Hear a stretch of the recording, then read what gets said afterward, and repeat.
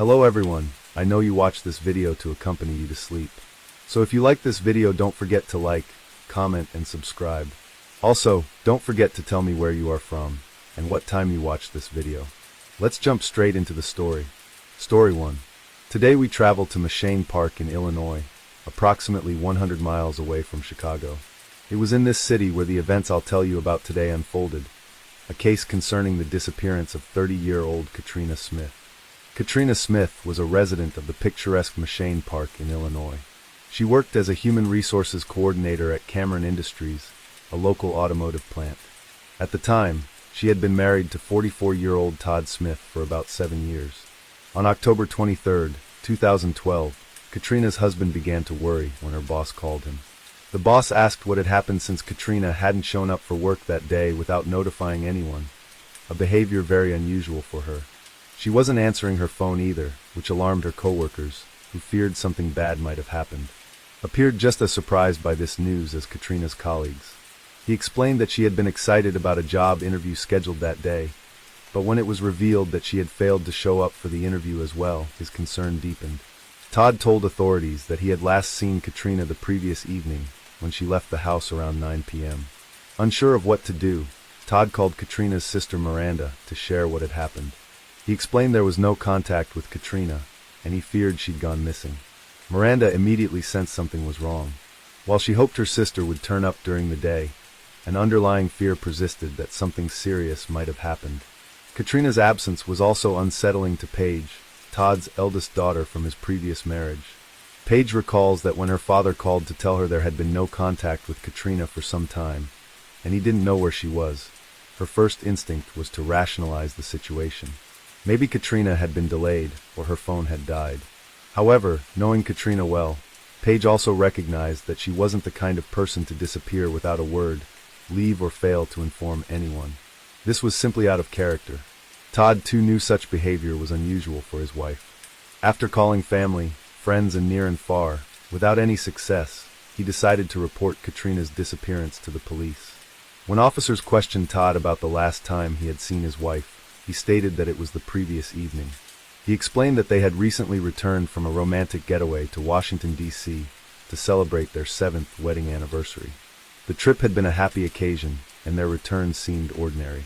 That evening, Katrina, and then used Todd's computer to finalize details for her job interview the next day. It was a significant career opportunity, one she had been eagerly anticipating. Katrina had even exchanged a few emails with her prospective employer to confirm the arrangements for the meeting. After finishing her preparations, Katrina left the house around 9 p.m. She told Todd she was heading to a friend's apartment in Roscoe, where she had been house-sitting during the friend's absence. The next morning, Todd sent Katrina a supportive text message that read, "Good luck at your interview. You'll do great." He never received a response. When the police asked Todd whether he and Katrina had argued the previous evening, he firmly denied it, stating that everything had been perfectly fine. He described their relationship as a loving one and reiterated that there had been no conflict. The police began a full-scale search for Katrina Smith. Missing person posters with her photograph were distributed, and the search effort quickly gained momentum. Friends, acquaintances, and many local residents volunteered to help. Todd himself actively participated in the search for his wife. A candlelight vigil was her family also created a Facebook page titled Find Katrina Smith to gather support and share updates about the search.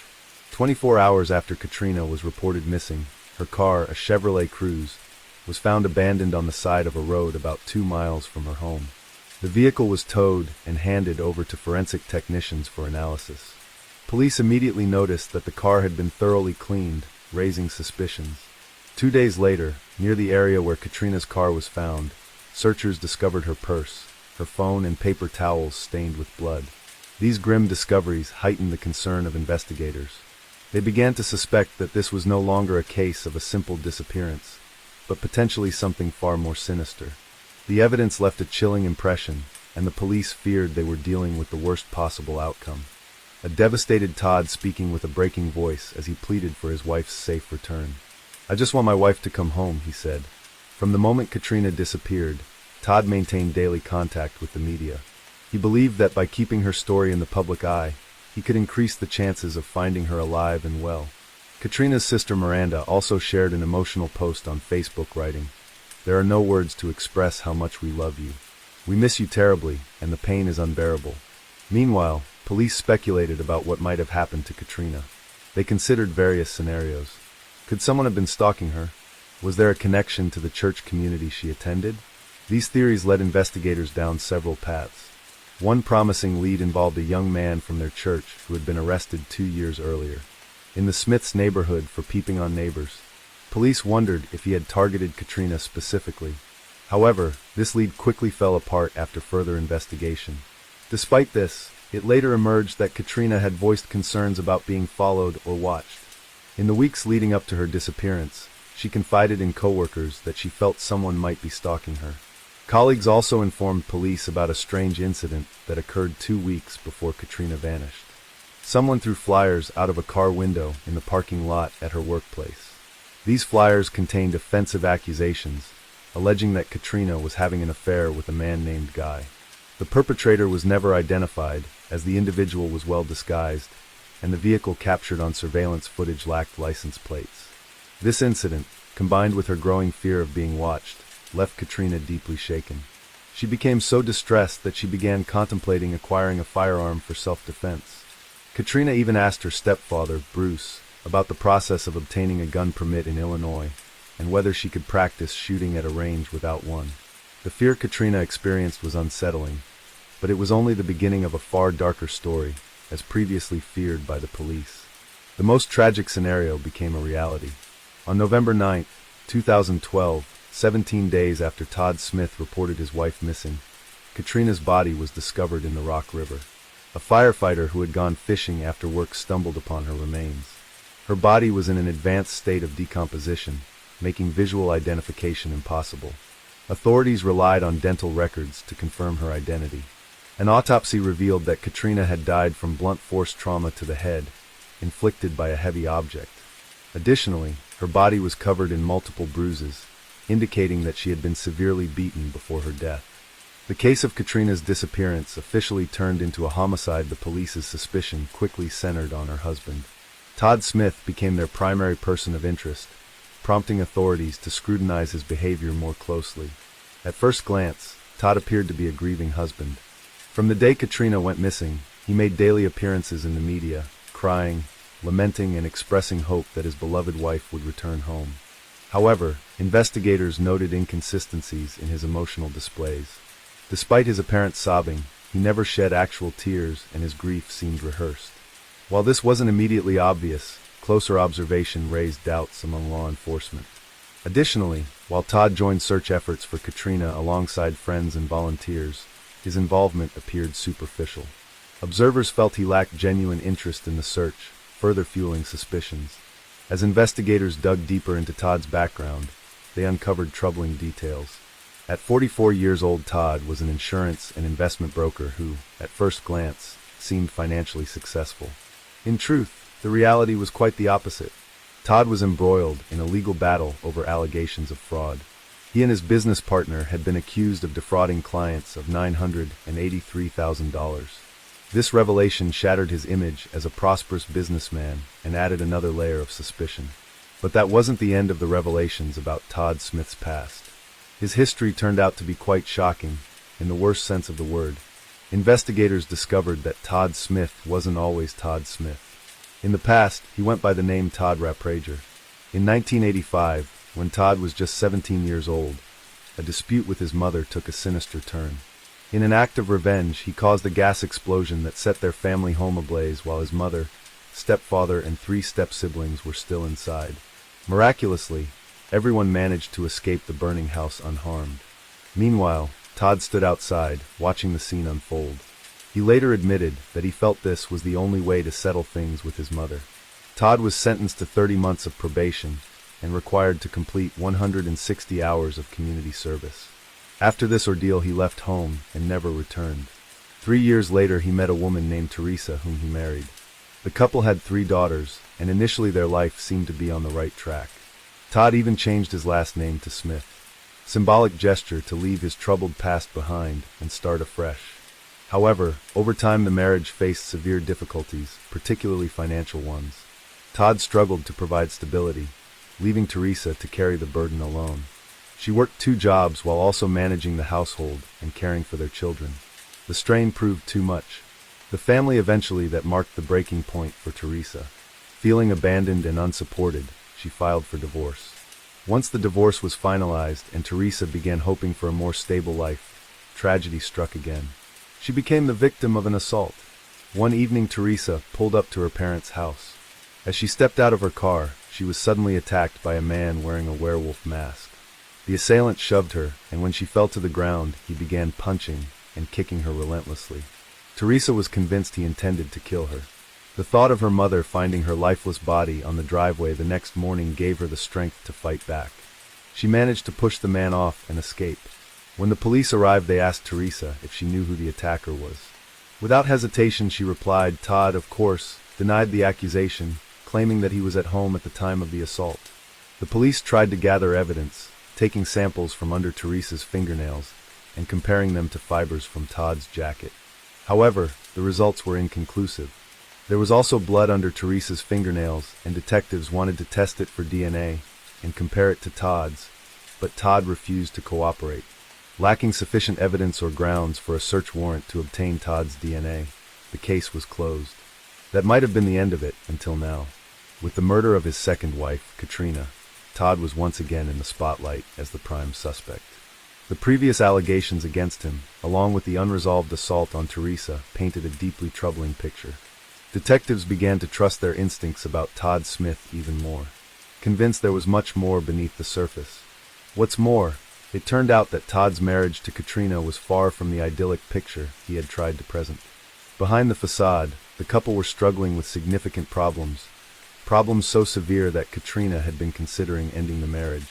In the purse, found near Katrina's abandoned car, police discovered notes concerning a meeting with a divorce attorney.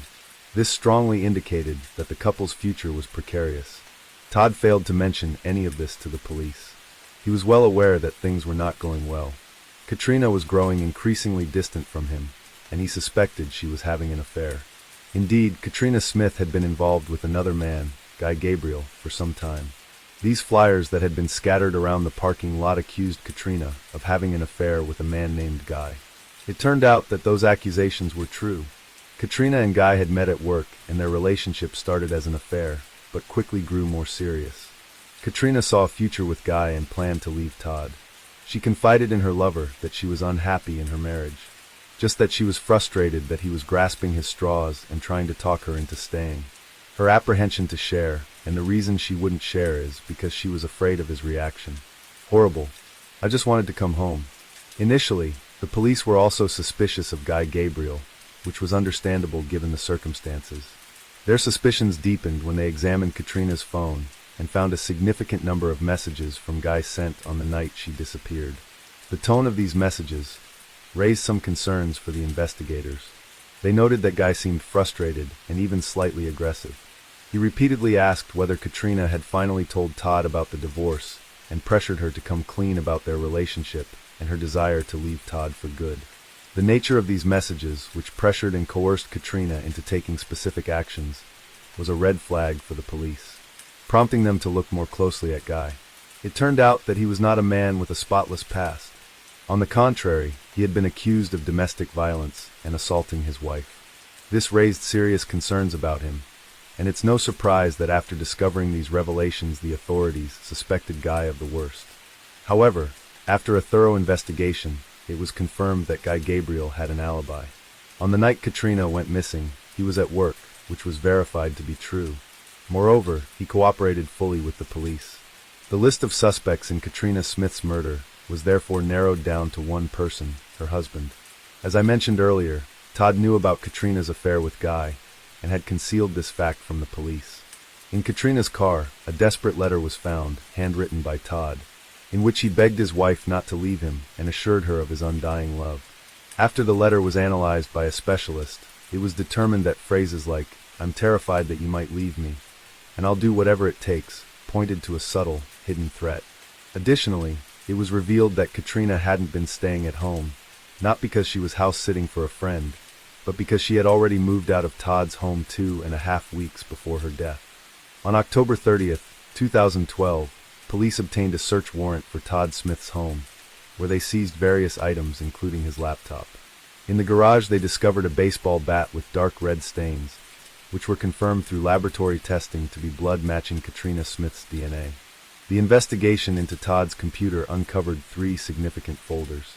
One was linked to an incident involving flyers that had been distributed at Katrina's workplace, accusing her of an affair. Another folder was labeled Super Track Stick, referring to a GPS tracking device that Todd had been using for 3 years to monitor Katrina's movements. After searching Katrina's car, investigators found a wire under the vehicle, suggesting a tracking device had once been attached. A chemical called luminol was used to detect blood, revealing traces of Katrina's blood throughout the car. However, there were no fingerprints or blood from Todd. As the investigation progressed, detectives found that Todd had been stalking his wife, and the physical evidence increasingly pointed to him as the primary suspect. The blood samples found in Katrina's car were confirmed to be hers, but no traces of Todd's DNA or fingerprints were discovered in the vehicle. Meanwhile, police obtained footage from a neighbor's security camera, which showed someone walking across the street on the night of Katrina's murder. Could not be confirmed due to the darkness and distance. Despite their suspicion of Todd's involvement, the police lacked concrete evidence to link him to the crime. They decided to re-examine the evidence, obtained a new warrant to search Todd's computer, and focused on the data from the GPS tracking device, Super Track Stick. They discovered that on the night of Katrina's murder, the GPS device had been moved from her car to a person, likely Todd, as the device tracked a movement consistent with walking rather than driving. The GPS data also showed the path leading from Katrina's abandoned car to Todd's home. This was corroborated by the video footage from the neighbor's camera, which showed someone walking in the same direction, providing a strong connection between Todd and the crime. The GPS movement aligned with the person seen on the neighbor's camera. Detectives were after killing his wife and dumping her body in the river, had disconnected the GPS from Katrin's car and hidden it in his pocket. He simply forgot to turn it off, or perhaps he thought he had, but the device continued recording his movements. It tracked his entire journey on foot from where he abandoned the car to his home. Todd Smith was arrested on charges of murdering his wife. He denied the accusations, during stating that Catherine was frustrated with Todd's attempts to control her and keep her with him. She had been afraid to tell him about the divorce, fearing his reaction. The defense argued that Todd was innocent, claiming that there were no fingerprints or DNA of his found on the murder weapon or in Catherine's car. They suggested Guy Gabriel might be the real killer, despite his solid alibi. The jury had no doubts about Todd's guilt. The judge stated the facts are clear. Todd Smith, you killed your wife. You struck her on the head with a blunt object and threw her into the river like a plastic bag.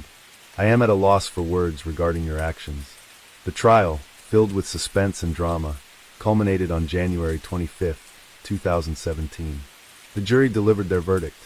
Guilty.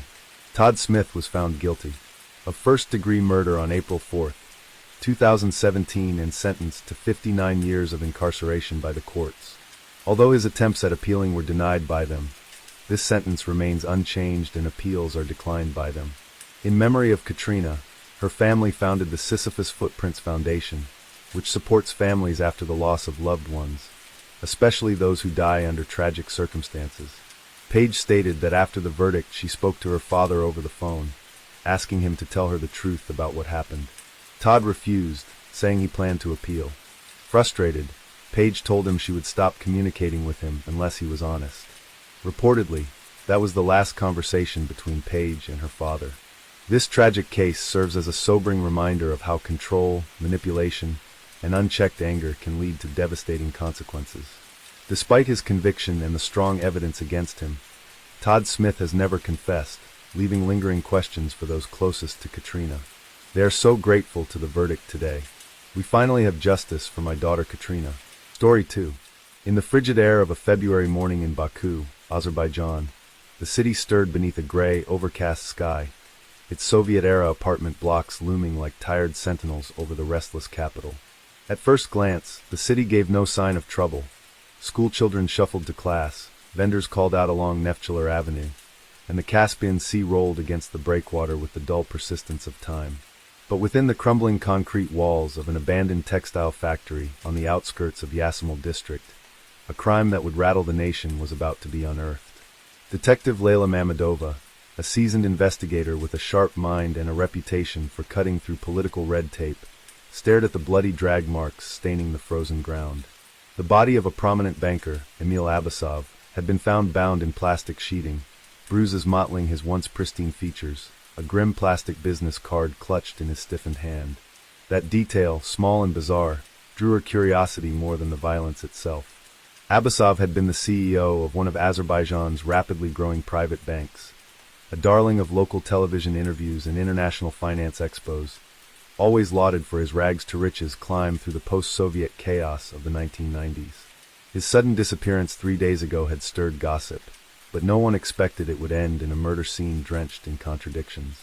Why dump the body in a location so public? Why no attempt to conceal the identity? And above all, why the card, an embossed emblem of a non-existent consulting firm with a Baku P.O. box and no phone number? Layla pocketed it and made a mental note to trace the printer.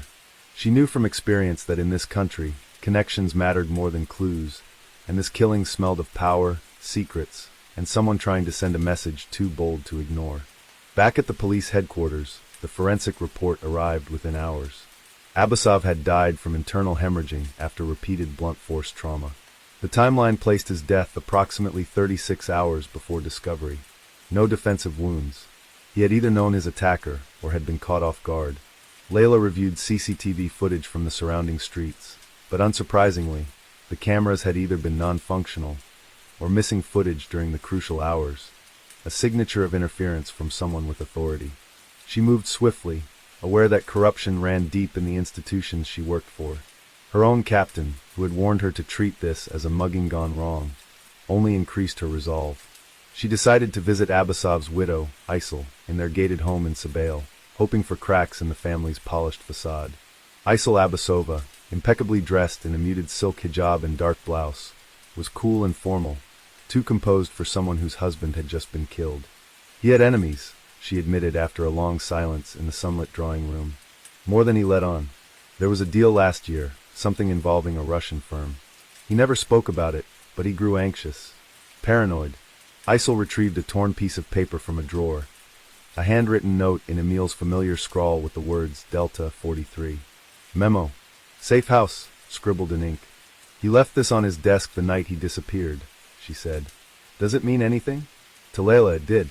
Delta 43 was a code used internally by the Ministry of Economic Development, information that was not supposed to be known publicly, and the word safe house hinted at intelligence involvement. Her suspicions confirmed, Layla dug deeper into Emil's transactions.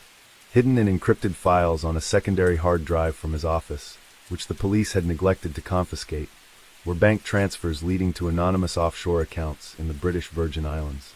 The amounts were staggering, millions funneled over 5 years from shadow entities listed as consulting services. The same name on the business card found with his body matched the header on several of those wire transfers.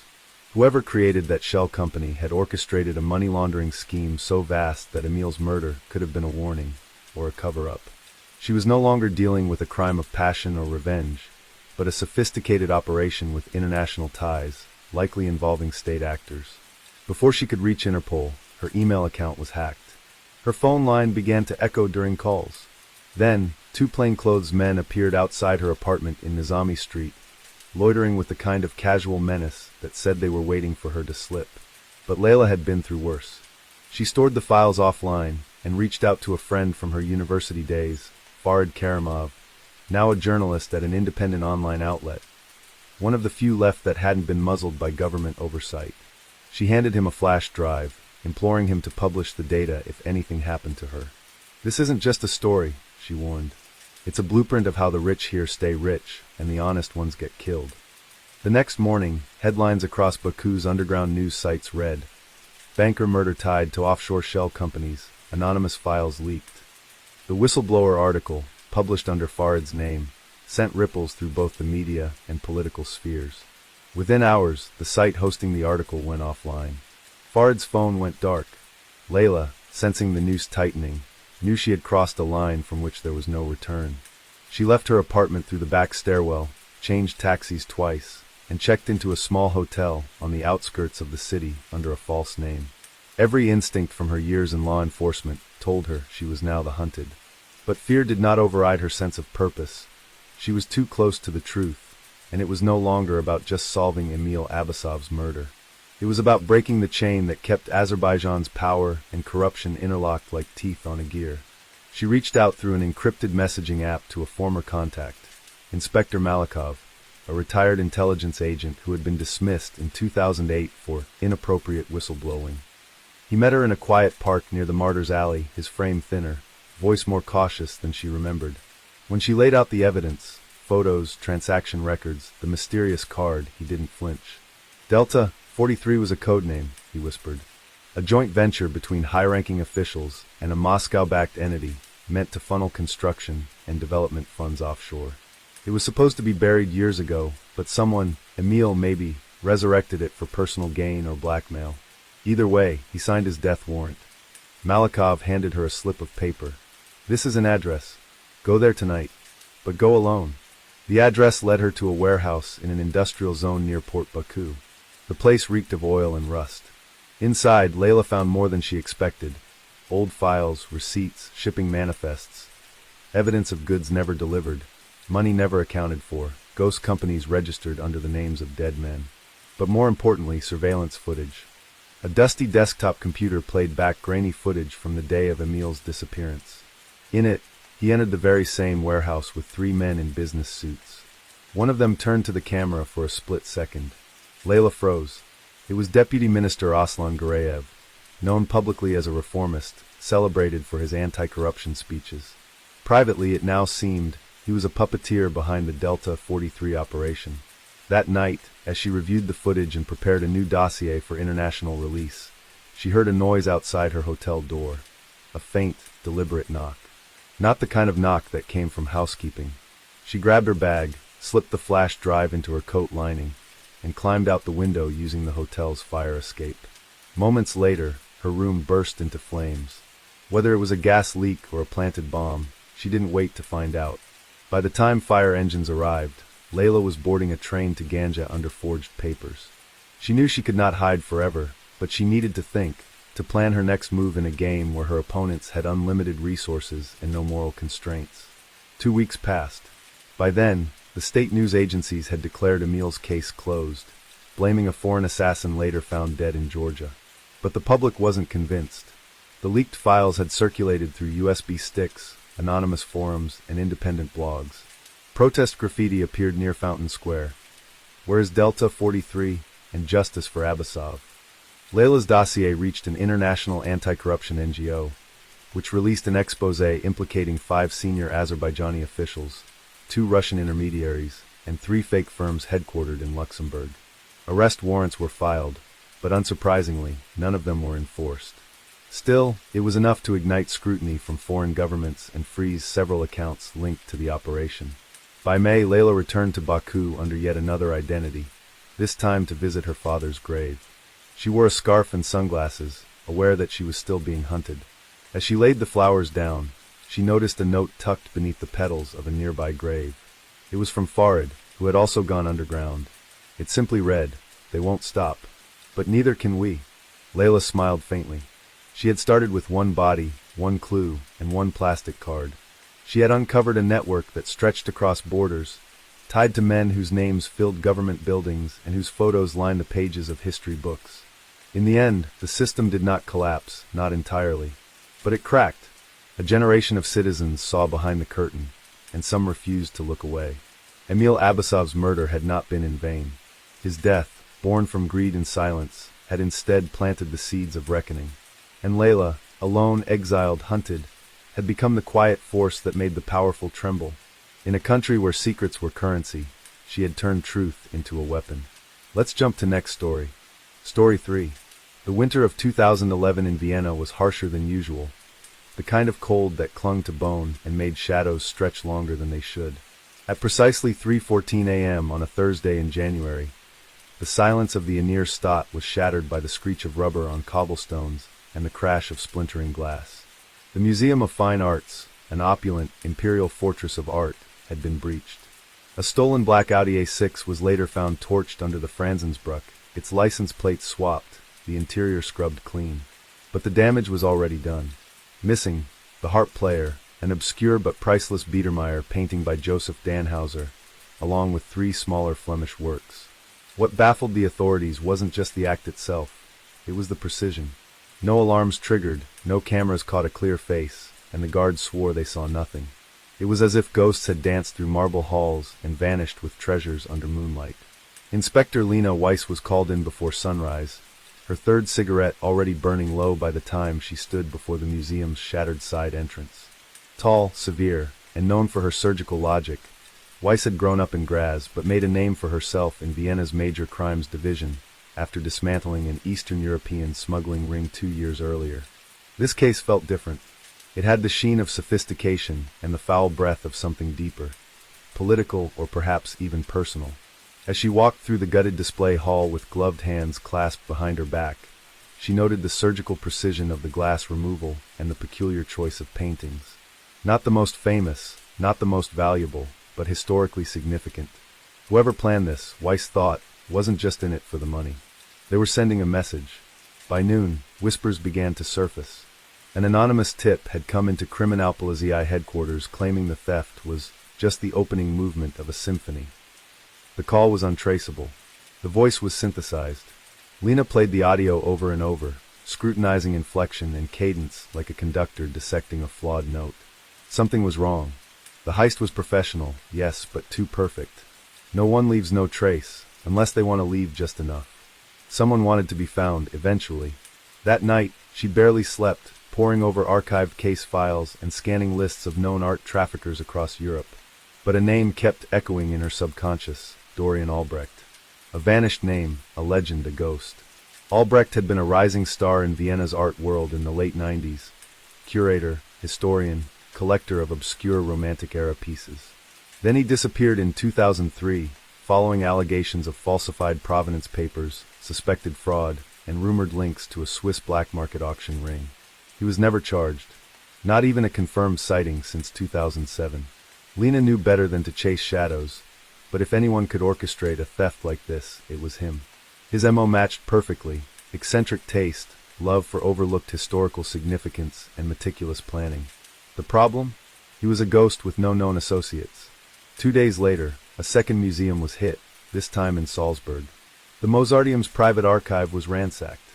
Gone, a handwritten, unpublished letter from Mozart to his sister, and 2 signed first editions of Beethoven's lesser-known chamber compositions. Again, no alarms, no witnesses. Again, a torched vehicle. Lena's heart sank as she stood in the archive's dimly lit hallway. This wasn't random.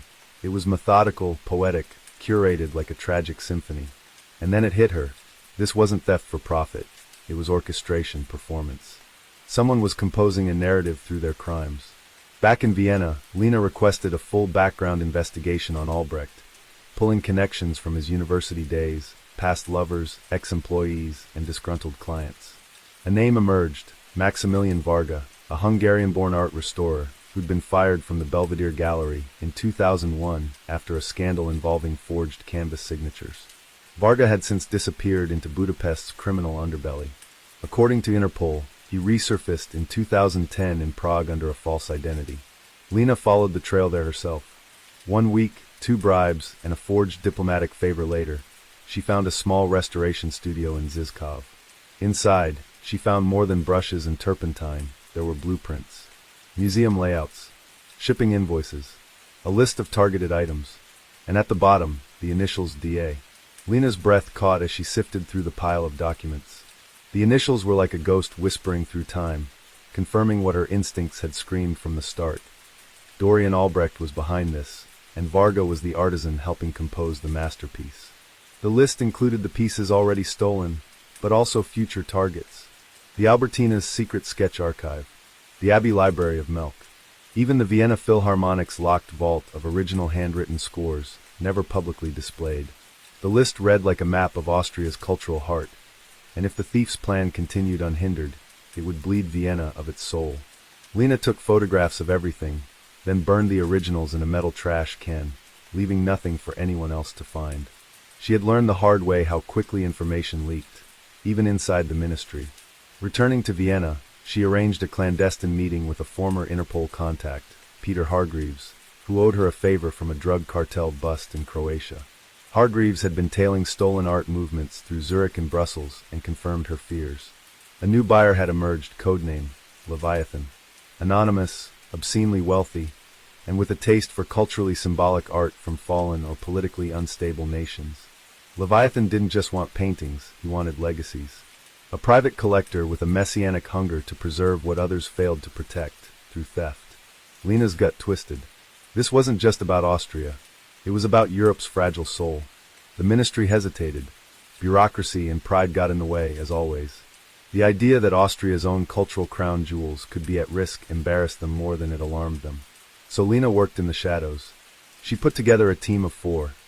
A former thief-turned-security analyst named Emil Krum, her forensic technician Sophie Gruber, a digital cryptologist named Jean Su from Seoul, on loan through an intelligence-sharing agreement, and an old informant from the underworld, Marcus Kohler, who once sold fake Klimts to Russian oligarchs. They set up an unregistered war room beneath the Wiener Riesenrad, the Ferris wheel that had seen both war and peace turn through its spokes.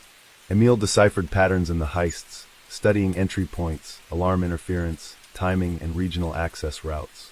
All signs pointed toward the next target, the Melk Abbey Library, perched like a crown above the Danube. Within its gilded walls lay handwritten theological texts from the 11th century, irreplaceable and fragile. Lena visited in person, disguised as a preservation consultant. The place smelled of cedar and ancient dust, its silence thick with reverence. That was where she saw it, a man watching her from across the nave, his eyes too still, too alert. She didn't confront him, but memorized his gait, the way he adjusted his cufflinks twice as he exited, the limp in his right foot. It wasn't Varga. It wasn't Dorian either, but it was someone on their payroll. They called him the cello, a shadow courier, ex-military, ex-symphony cellist, current phantom. He moved between Zurich, Trieste, and Bucharest with passports that changed faster than his hair color. Kohler tracked him to a warehouse in Klosterneuburg. The team raided it at 2:43 a.m. and found crates. Not paintings, but paper. Historical documents, some stolen in Poland the year prior, others traced back to Prague. No one was there, but on the wall, scrawled in charcoal, were the words, "All beauty must be rescued from neglect." It was Dorian's signature, his philosophy twisted into justification. Lena lost sleep. This wasn't theft anymore. It was resurrection, vigilante curation. She began to understand the thief's motive, which made her more afraid. Dorian didn't see himself as a criminal. He saw himself as a savior of forgotten brilliance. He didn't want to destroy Austria's legacy. He wanted to steal it away to protect it, from mediocrity, from politics, from public apathy. He was building a private sanctuary for endangered culture. And the worst part was, he was succeeding. As February unfolded, the tempo increased. A failed break-in at the Hofburg's subterranean vault confirmed the escalation. The team narrowly intercepted a disguised shipment bound for Romania with 2 forged permits and a hollowed-out cello case. Inside, a rare 15th-century hymnal believed lost in World War II. It was proof. Dorian's network wasn't just stealing. They were repatriating stolen works under the guise of stealing them again. The blurred lines between law and ethics began to weigh on Lena. She had dedicated her life to justice, but justice itself was fragmenting. And then a breakthrough. A former auction house intern, lured by money and guilt, handed over a set of coordinates. A villa on Lake Wolfgangsee, remote, protected, allegedly owned by an art foundation registered in Liechtenstein. Lena's team surveilled it for 5 days. On the 6th, a convoy arrived. 2 unmarked vans, one of which Lena was certain carried Dorian Albrecht. They moved in just before dawn. The snow crunched under their boots as Lena and her team approached the villa, the freezing wind coming off Lake Wolfgangsee slicing through their coats. Dawn painted the sky in shades of blue and fire, as if nature itself anticipated something monumental. Emil disabled the perimeter cameras using a signal jammer Jean Su had coded from scratch, while Sophie monitored thermal readouts. There were at least 6 people inside, one of whom was pacing near what appeared to be the main gallery room. Lena gave the signal. The team entered silently, using a side door Marcus had previously mapped during his recon disguised as a deliverman. Inside, the place smelled of oil paint, varnish, and aged paper. Lena's heart thudded as they passed through a marble corridor lined with display cases. Here were the ghosts of Europe, medieval maps and signed manuscripts, and signed sketches from a dozen forgotten masters. This wasn't a warehouse, it was a mausoleum for lost art, meticulously preserved. Then she saw him. Dorian Albrecht stood at the center of the grand salon beneath a skylight, diffusing the dawn light onto a velvet-draped canvas. He looked older than the photo she remembered, his hair grayer, eyes sharper. He turned slowly, already aware of their presence. He didn't run. Instead, he removed his gloves with quiet precision and smiled. "I was expecting you," he said. His voice was calm, cultured, laced with disappointment rather than fear. Vienna always sends its best when it finally decides to care. Lena stepped forward, gun trained low. "You're under arrest for the theft of national property, international art crimes, and trafficking of stolen cultural artifacts." "Is that what they call salvation now?" he asked softly. "Have you seen what's happened to the archives? What museums have turned into souvenir shops and Instagram photo booths? These pieces deserve better. They deserve reverence." "You don't get to decide that," she replied. "But I did, Inspector. And look at the results. Look at what I've saved." The others arrived behind her, weapons drawn. But Dorian didn't resist. He gestured to a lever near the gallery entrance. "Before you take me in, allow me to show you something." Against protocol but driven by instinct, Lena nodded. He pulled the lever and the velvet curtain dropped, revealing a Klimt that had been missing for decades. The Quiet Muse, believed destroyed in a 1945 fire. It shimmered like gold leaf under the skylight. Lena's breath caught. It wasn't a copy. "From a collector in Cairo," Dorian said, "who bought it from a Soviet general. Forgotten by all but a few. Now it is home." They detained him without struggle. The rest of the villa was catalogued, revealing over 200 missing artifacts, some gone for nearly a century.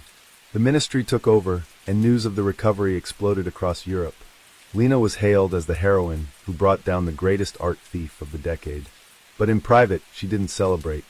In Dorian's notebook, recovered from a hidden compartment in the villa, was a final list. Dozens more artifacts, each with location hints, mapped like a scavenger hunt for future generations. He had only scratched the surface. His network ran deep, some names too powerful to be touched. And worse, some artifacts were now lost again, hidden in vaults not even the law could penetrate. Lena kept the notebook. She didn't tell the ministry. Dorian was sentenced to 18 years in a maximum security prison in Krems, though he would serve only 9 before disappearing during a suspicious medical transfer. The guards claimed ignorance, but Lena knew better. That kind of silence didn't come cheap. His trail went cold near Trieste. Some say he made it to Morocco. Others believe he died in a sunken boat in the Adriatic. Years later, on a trip to Prague, Lena visited a small private gallery on the outskirts of the city. There, tucked in a forgotten alcove, was a single painting, a 16th century oil on wood, unmistakably authentic, known to have been stolen in 1943. Its plaque read, "Donated anonymously, 2017. She didn't say a word. The shadows of Vienna still remembered Dorian Albrecht, not as a villain, not as a hero, but as something in between. And in the quiet hours, Lena sometimes wondered, had he truly been wrong, or had he simply been too far ahead of a world not yet ready to protect its own past? Let's jump to next story. Story 4. The air in Nicosia was unusually dry for late October, the kind of stifling dryness that stuck to the back of the throat and signaled something wrong in the rhythm of the city. Officer Elias Papadakis stood at the edge of the narrow alley behind Macarius Avenue, his eyes fixed on the crumpled form of a man whose throat had been neatly slit from ear to ear. The body lay face down, partially hidden behind a stack of discarded fruit crates, and there were no signs of a struggle, no displaced objects, no drag marks, no witnesses. Just the body, the blood, and the silence that followed. Elias, a veteran of the Cyprus police for 15 years, could tell this wasn't a random mugging gone wrong. This was an execution.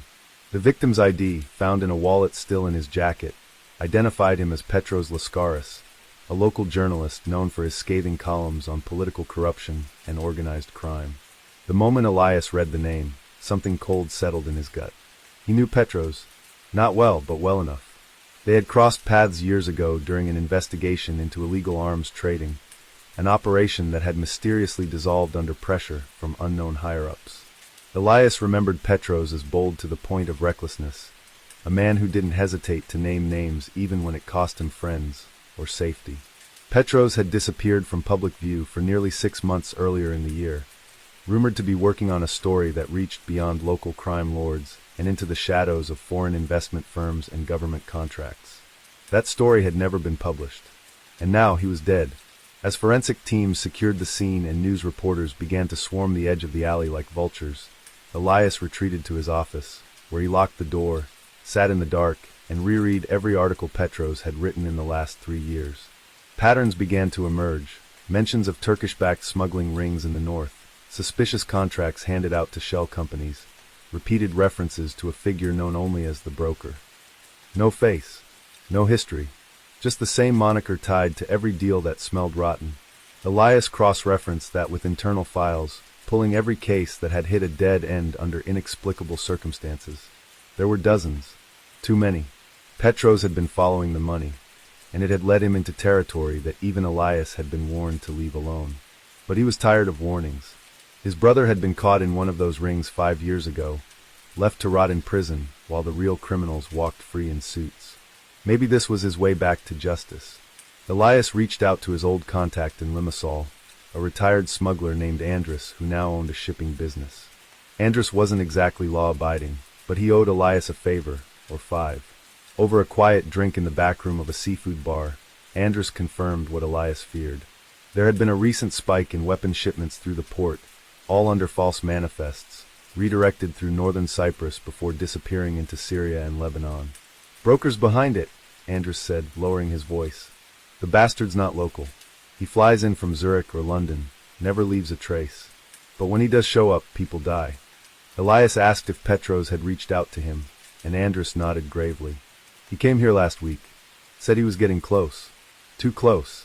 That night, Elias sat alone in his apartment, replaying Petros' voice in his head, imagining the moment the journalist had realized the price of his curiosity. There were no direct leads, no witnesses, just a name and a pattern. But Elias had never needed much to begin. He started by tailing known associates of the broker's operations in Larnaca: bankers, lawyers, logistics managers with ties to shell firms. He spotted 2 familiar faces at a shipping terminal, the same men who'd been quietly dismissed from a money laundering case the previous year. He followed them to a villa on the outskirts of Paphos, discreetly snapping photos and noting license plates. When he sent the data through encrypted channels to a friend in Interpol, he got a warning in response: "Walk away. You're not dealing with local thugs anymore." But Elias didn't walk away. He knew that the moment he did, Petros would have died for nothing. The next day, he received an unmarked envelope on his desk. No postage, no return address. Inside was a photo of his niece on her way to school, and a note: "Ask too many questions, and the girl is next." His hands shook as he burned the contents. Fear sat in his chest like a stone, but it only hardened his resolve. He had crossed a line, and now there was no going back. The broker had eyes everywhere. If Elias wanted to survive and get justice, he had to play smarter than he ever had before. For the next 3 days, Elias operated like a ghost, changing SIM cards twice daily, using burner phones, sleeping in his car or at a rented storage unit he'd converted into a makeshift office with a folding cot and a laptop running only on a VPN. He knew the broker's network was vast, perhaps even embedded within the police force itself. There was no one he could trust entirely. Even his own partner, Marina, who had shared case files and late-night coffees with him for over a decade, was a question mark. She had access to all the internal memos, and it hadn't escaped him that the photo of his niece was taken just minutes after a file request Marina had submitted was approved. Still, without proof, paranoia could be as deadly as ignorance. Elias pushed deeper into the web of offshore accounts and dummy corporations Petros had started to untangle. Each shell company led to another, spiraling across jurisdictions: Panama, the Isle of Man, Dubai, before landing back at a small law firm in Nicosia, run by a man named Marios Karayaku. Elias paid him a visit under the guise of a financial fraud investigator. Marios, a polished man with too perfect hair and a handshake like ice, met him with the kind of smile reserved for customs officers and tax agents. The man claimed ignorance. "We handle many clients, officer. It's not our job to ask questions. We set up structures. What they do with them is their business." But his eyes flickered too quickly when Elias mentioned the name broker. That was enough.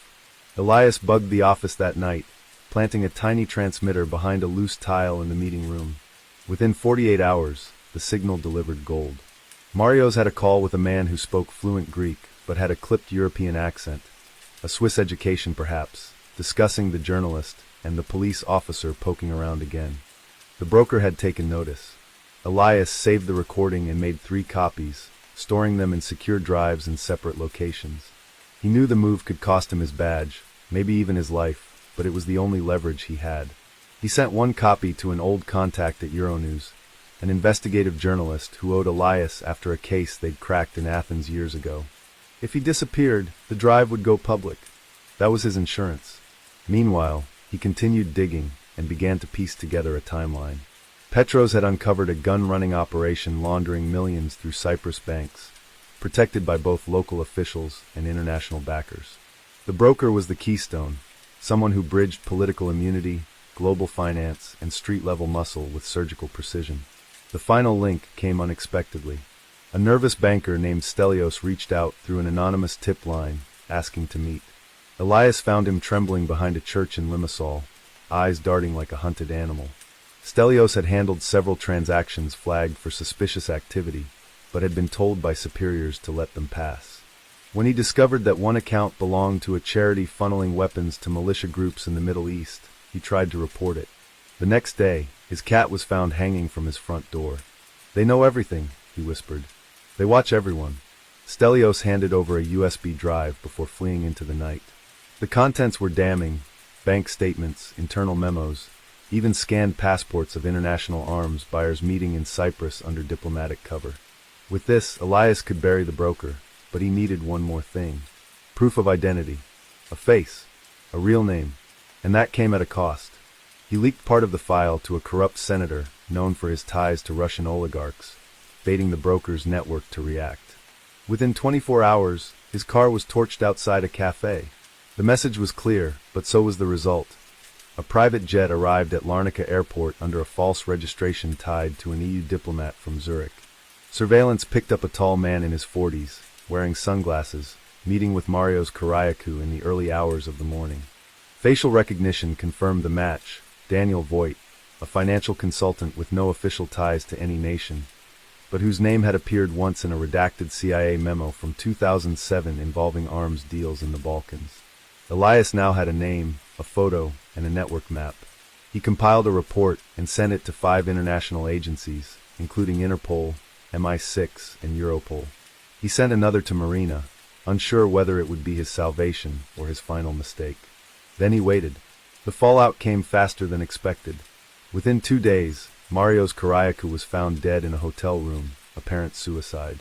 Voigt's jet was grounded by German authorities after an anonymous tip, and weapons caches in Nicosia and Limassol were raided, netting over 24 arrests. But Elias didn't feel relief. The silence that followed was heavier than the noise. He knew the broker was bigger than just Voigt. He was an institution, a hydra. Cut off one head, and another would grow. His niece was moved abroad under a different name. Elias resigned quietly, citing health reasons, though everyone in the department knew better. Marina never said a word. A month later, he received a single package in the mail. A postcard from Zurich, blank on the back, except for 2 words printed in block letters. Next time. The war was far from over. But for now, Elias had won a battle, and he would be ready when the shadows came again. Months passed, and Elias drifted into a quiet, calculated obscurity. No longer wearing the badge, he took on a civilian guise, teaching occasional classes in criminology at a university in Larnaca, volunteering at a youth outreach center in Nicosia. Yet, despite his outward calm, the fire that had once fueled his police work had simply changed shape, not dimmed. He used his new position to spot patterns, noticing the same surnames echoing through youth files and community programs. Children of the broker's foot soldiers, kids already slipping into systems built to exploit them. Elias began documenting everything in a ledger, a personal archive that mapped corruption not through spreadsheets, but through human consequence. The 16-year-old forced to smuggle flash drives across borders, the boy whose father disappeared after refusing to store weapons in his cellar, the girl whose mother had been promised a cleaning job in Europe but ended up in a brothel in Limassol. The broker's web had frayed, but it remained. The machine had merely reconfigured itself, like smoke shifting into a new form. Then, one evening in March 2012, a familiar scent drifted into Elias' memory, the chemical burn of a particular cologne. He hadn't smelled it since the Voight surveillance operation. He turned, and at a nearby cafe table sat a woman in a red coat, legs crossed, sipping black coffee, watching him. Her face was unfamiliar, but the look in her eyes was not. She stood and approached him casually. "Mr. Leonidas," she said in crisp English, "you're hard to find when you want to be." She introduced herself only as Ria. No last name, no badge. She knew things she shouldn't, where he stored his files, who he trusted least, even the contents of the safe behind his bookcase. "We're not enemies," she said. "We prefer to think of ourselves as structural adjusters. Like you, we correct balance." He understood what she really meant. She was the broker's latest envoy, part threat, part offer. "There's a storm coming, Elias," she whispered, "and your ledger, it could shift the tides or drown in them." He said nothing, and she smiled like a chess player already 4 moves ahead. That night, Elias dug up a backup hard drive he'd buried beneath the tile floor of his storage unit. On it was everything: Petro's initial files, Stelios bank data, Voight's flight logs, audio recordings, and a list of encrypted emails Elias had traced back to diplomatic accounts. He knew that information was still valuable, not just as evidence, but as leverage. But he also knew that using it came with a cost. The next morning, he boarded a ferry to Athens under an assumed name. There, he met with Dario Savas, a semi-retired intelligence officer with ties to Europol's cybercrime unit. Over 2 bottles of cheap wine and 6 hours of discussion, they crafted a plan. Release just enough data to reignite international pressure, but not enough to provoke immediate retaliation. The goal was to squeeze the broker into the light, to force movement. Within 2 weeks of the first leak, a redacted file sent anonymously to a German news outlet, the ripples began. A Cypriot minister abruptly resigned. A weapons deal in Slovakia collapsed. The brokered truce between 2 feuding Eastern European arms syndicates crumbled after one side suspected betrayal. But the most telling moment came when Ria returned. This time, there was no pretense. She arrived at his doorstep just before midnight, her face shadowed by exhaustion and fury. "You've been busy," she said. Elias said nothing. She looked around his apartment, then fixed him with a glare. "You can't stop the storm, Elias. You can only choose which part of the island drowns." He didn't flinch. "Maybe," he replied, "but sometimes the shore fights back." For a long time, she stood in silence, then placed a small envelope on the table. "One name," she said. "One real name. You'll know what to do." And then she was gone. Inside was a photograph of a man, gray hair, sharp eyes, standing beside an ambassador during a diplomatic reception in Brussels. The name printed beneath it was Anton Markovic, a Serbian national believed dead since 2005. A ghost, a fixer, a financial strategist known in only the deepest intelligence archives. Anton was the broker, or had been. Perhaps Ria wanted him taken out to create her own space. Perhaps it was a warning. Elias stared at the photo long into the night, and by morning his course was clear. He sent the image and name to every contact he had left in the intelligence world, knowing it would be verified, known, hunted. He did not care about alliances anymore. He was no longer a cop, no longer bound by process or chain of command. He was something else now, an asymmetrical threat to asymmetrical power. Days later, Anton was spotted boarding a private plane in Istanbul. It exploded 30 minutes into flight. No passengers survived. The world labeled it an accident, a fuel leak, a miscalculation. Elias didn't. He received no thanks, no confirmation, but the silence that followed was thicker than any applause.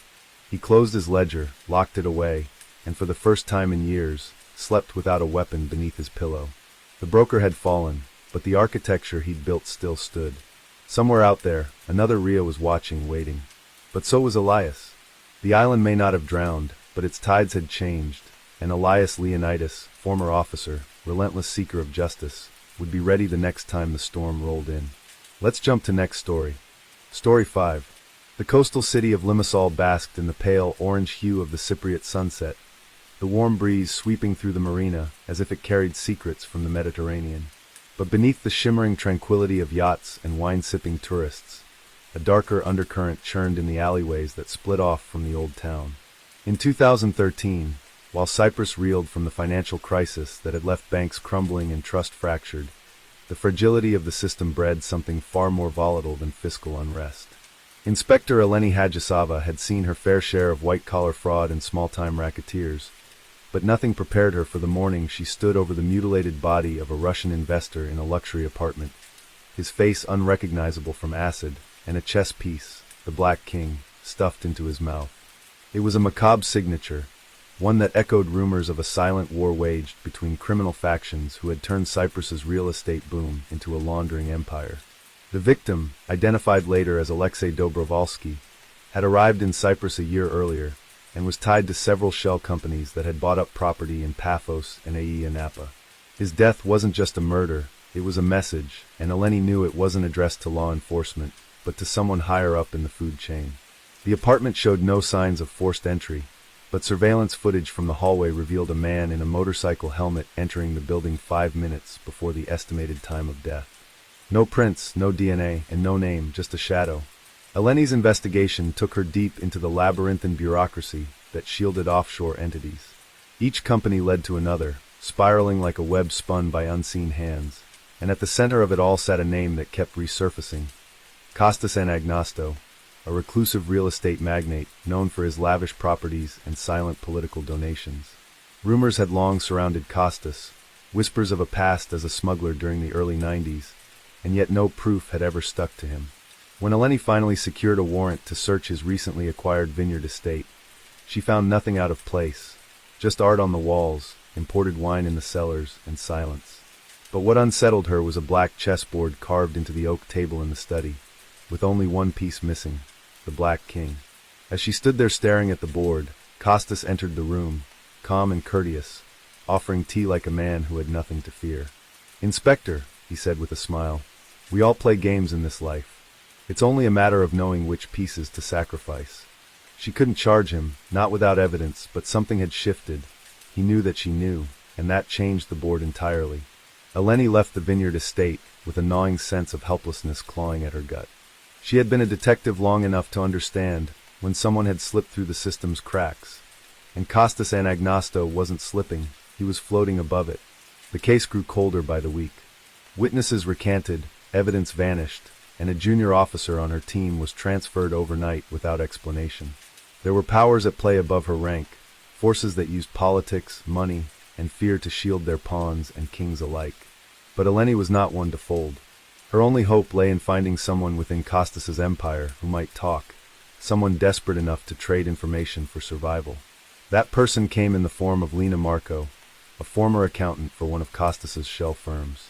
When Eleni found her in a hospital room outside Nicosia, she was recovering from a so-called accident that left her with 2 broken ribs and a collapsed lung. Lena, pale and trembling, told Eleni the truth between oxygen-assisted breaths, about falsified ledgers, phony buyers, and how Alexei had threatened to go public with everything after he discovered the funds he was laundering were linked to a human trafficking ring funneled through North Africa into Europe via the port of Limassol. Lena had tried to warn him to stay quiet, but he hadn't listened. The king in his mouth wasn't just a message to competitors. It was a symbol of power, punishment, and finality. With Lena's testimony, Eleni finally had enough to begin building a real case. Quietly, she reached out to an international anti-corruption task force operating out of Brussels. But she had to move carefully. If Kostas caught wind of the leak, Lena would not survive another accident.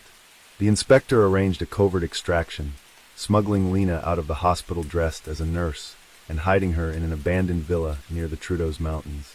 For weeks, Eleni worked in secret, cross-referencing files, protecting witnesses, and slowly assembling a chain of financial evidence that could expose the network. But just as the pieces began falling into place, she returned home one evening to find her front door ajar. Inside, her cat lay dead, poisoned. On her kitchen table was a simple note written in Cyrillic: "Every move has its consequence."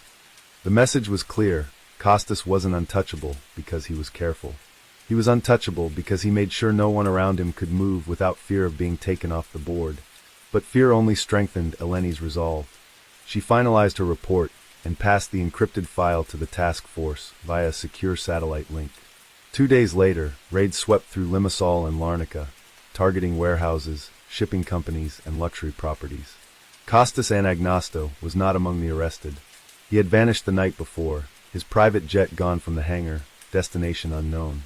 Eleni stood at her office window, looking out over the city as news broke on the television behind her.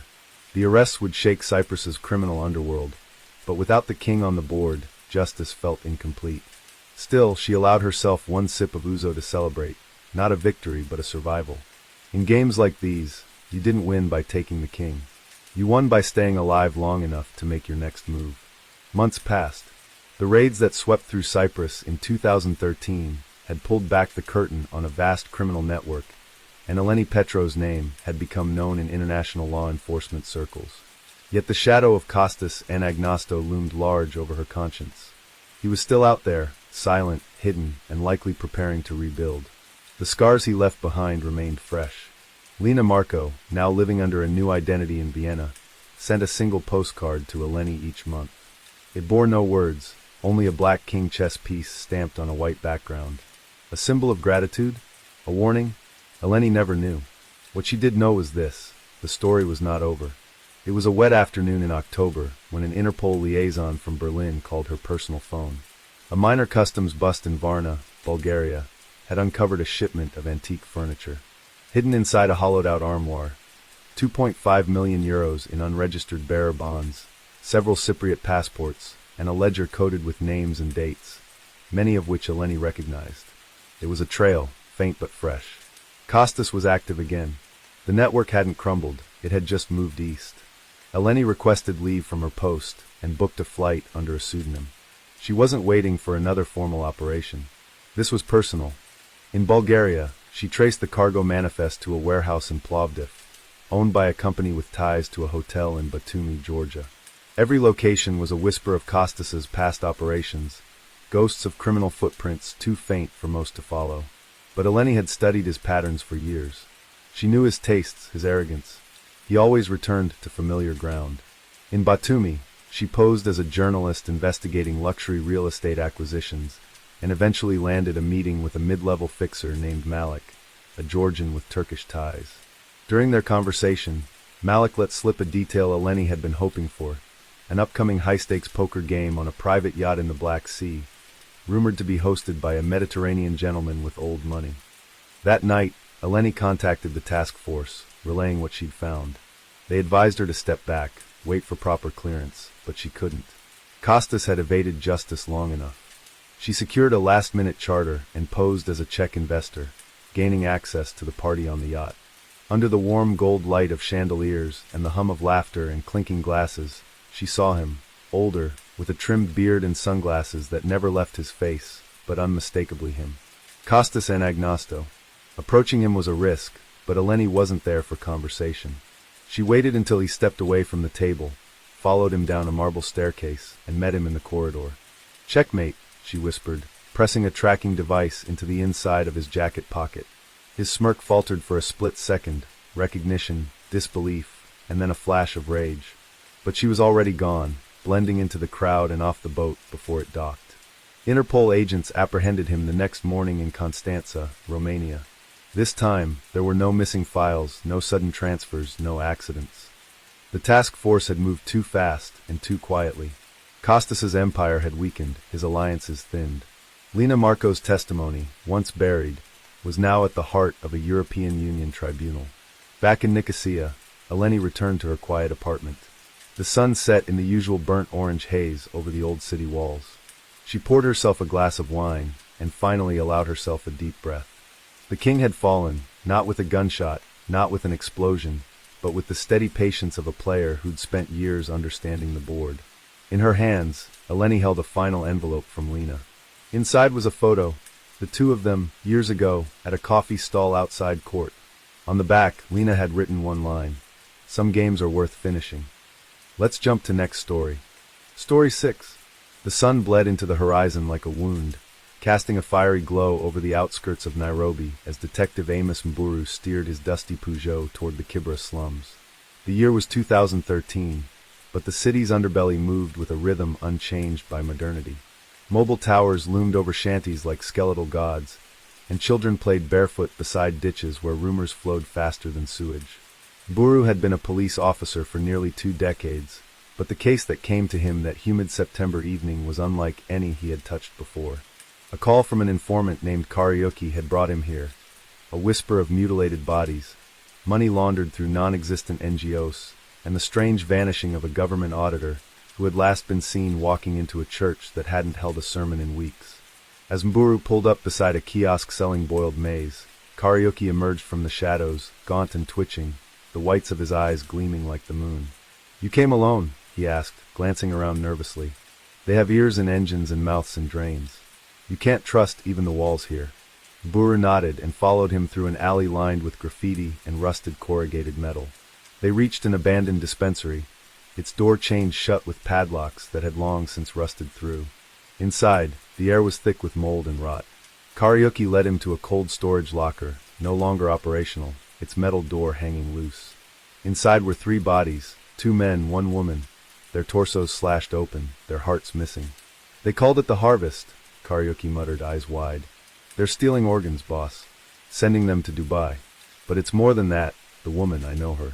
She was the accountant for Shahjahan's foundation. Ever heard of it?" Mburu had. The NGO had received millions in foreign aid, supposedly for education reform and women's shelters.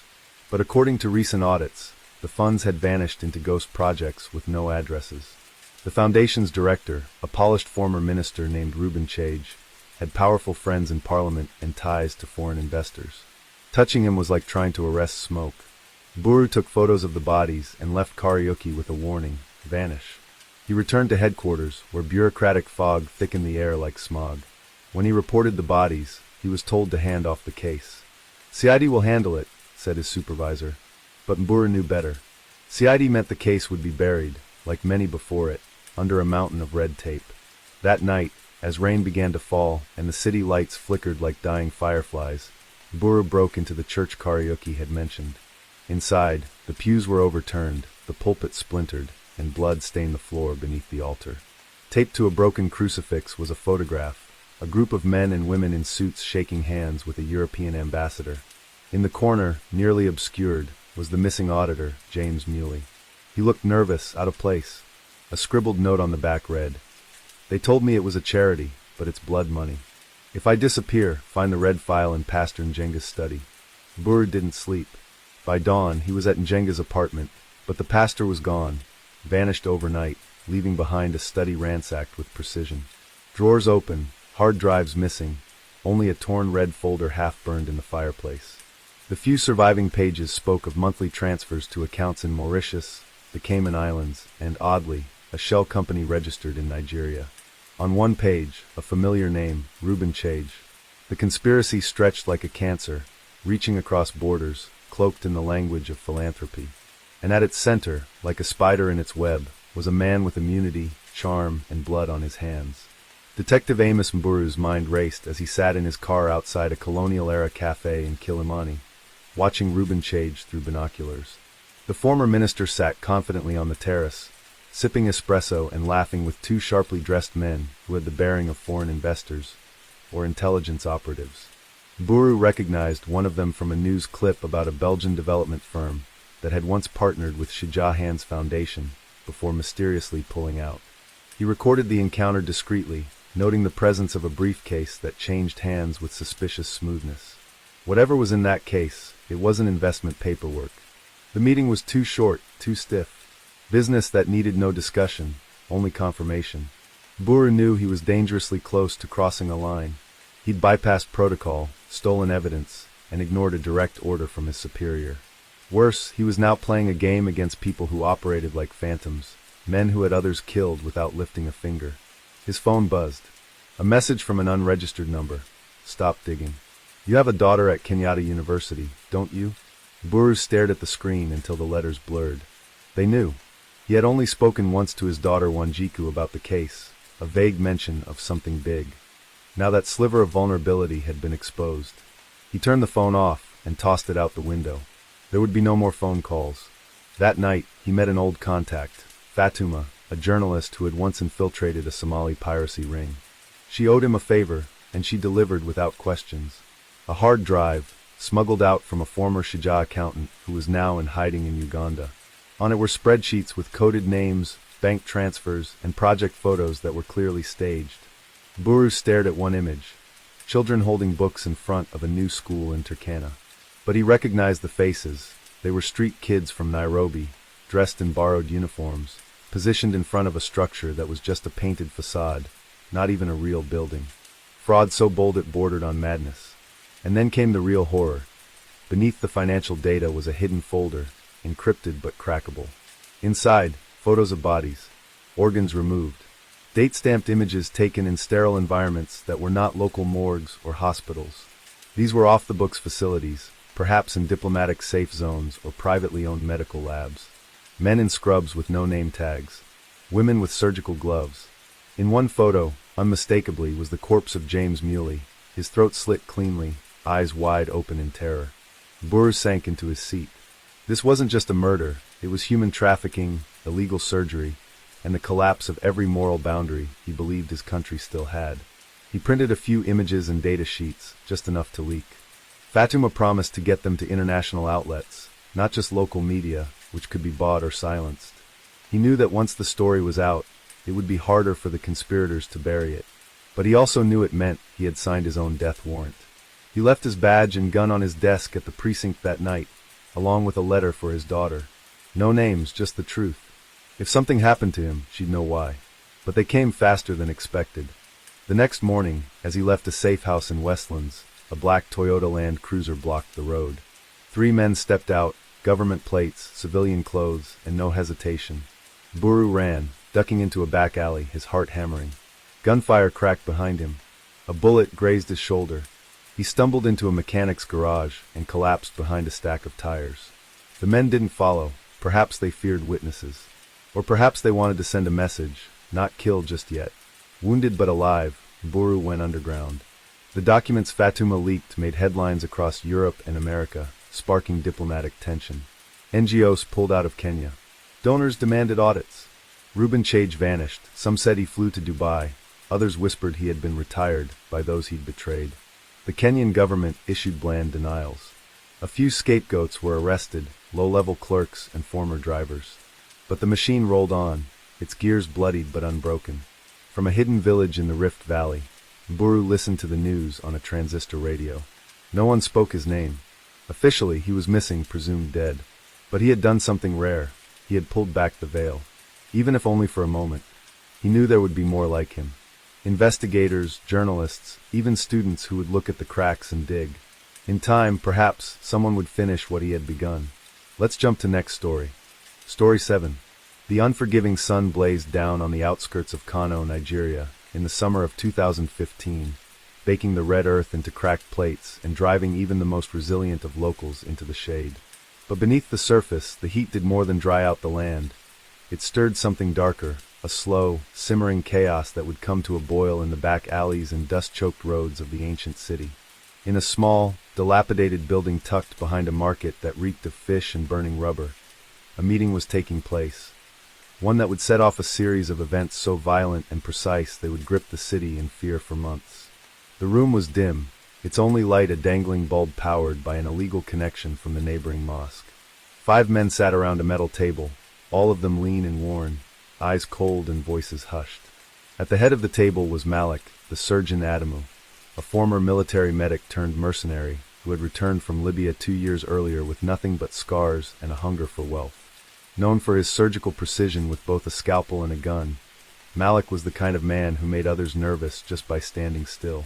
He spoke quietly but with authority, sliding a creased map across the table. The Federal Reserve truck leaves Jos by midnight. It reaches the highway by dawn.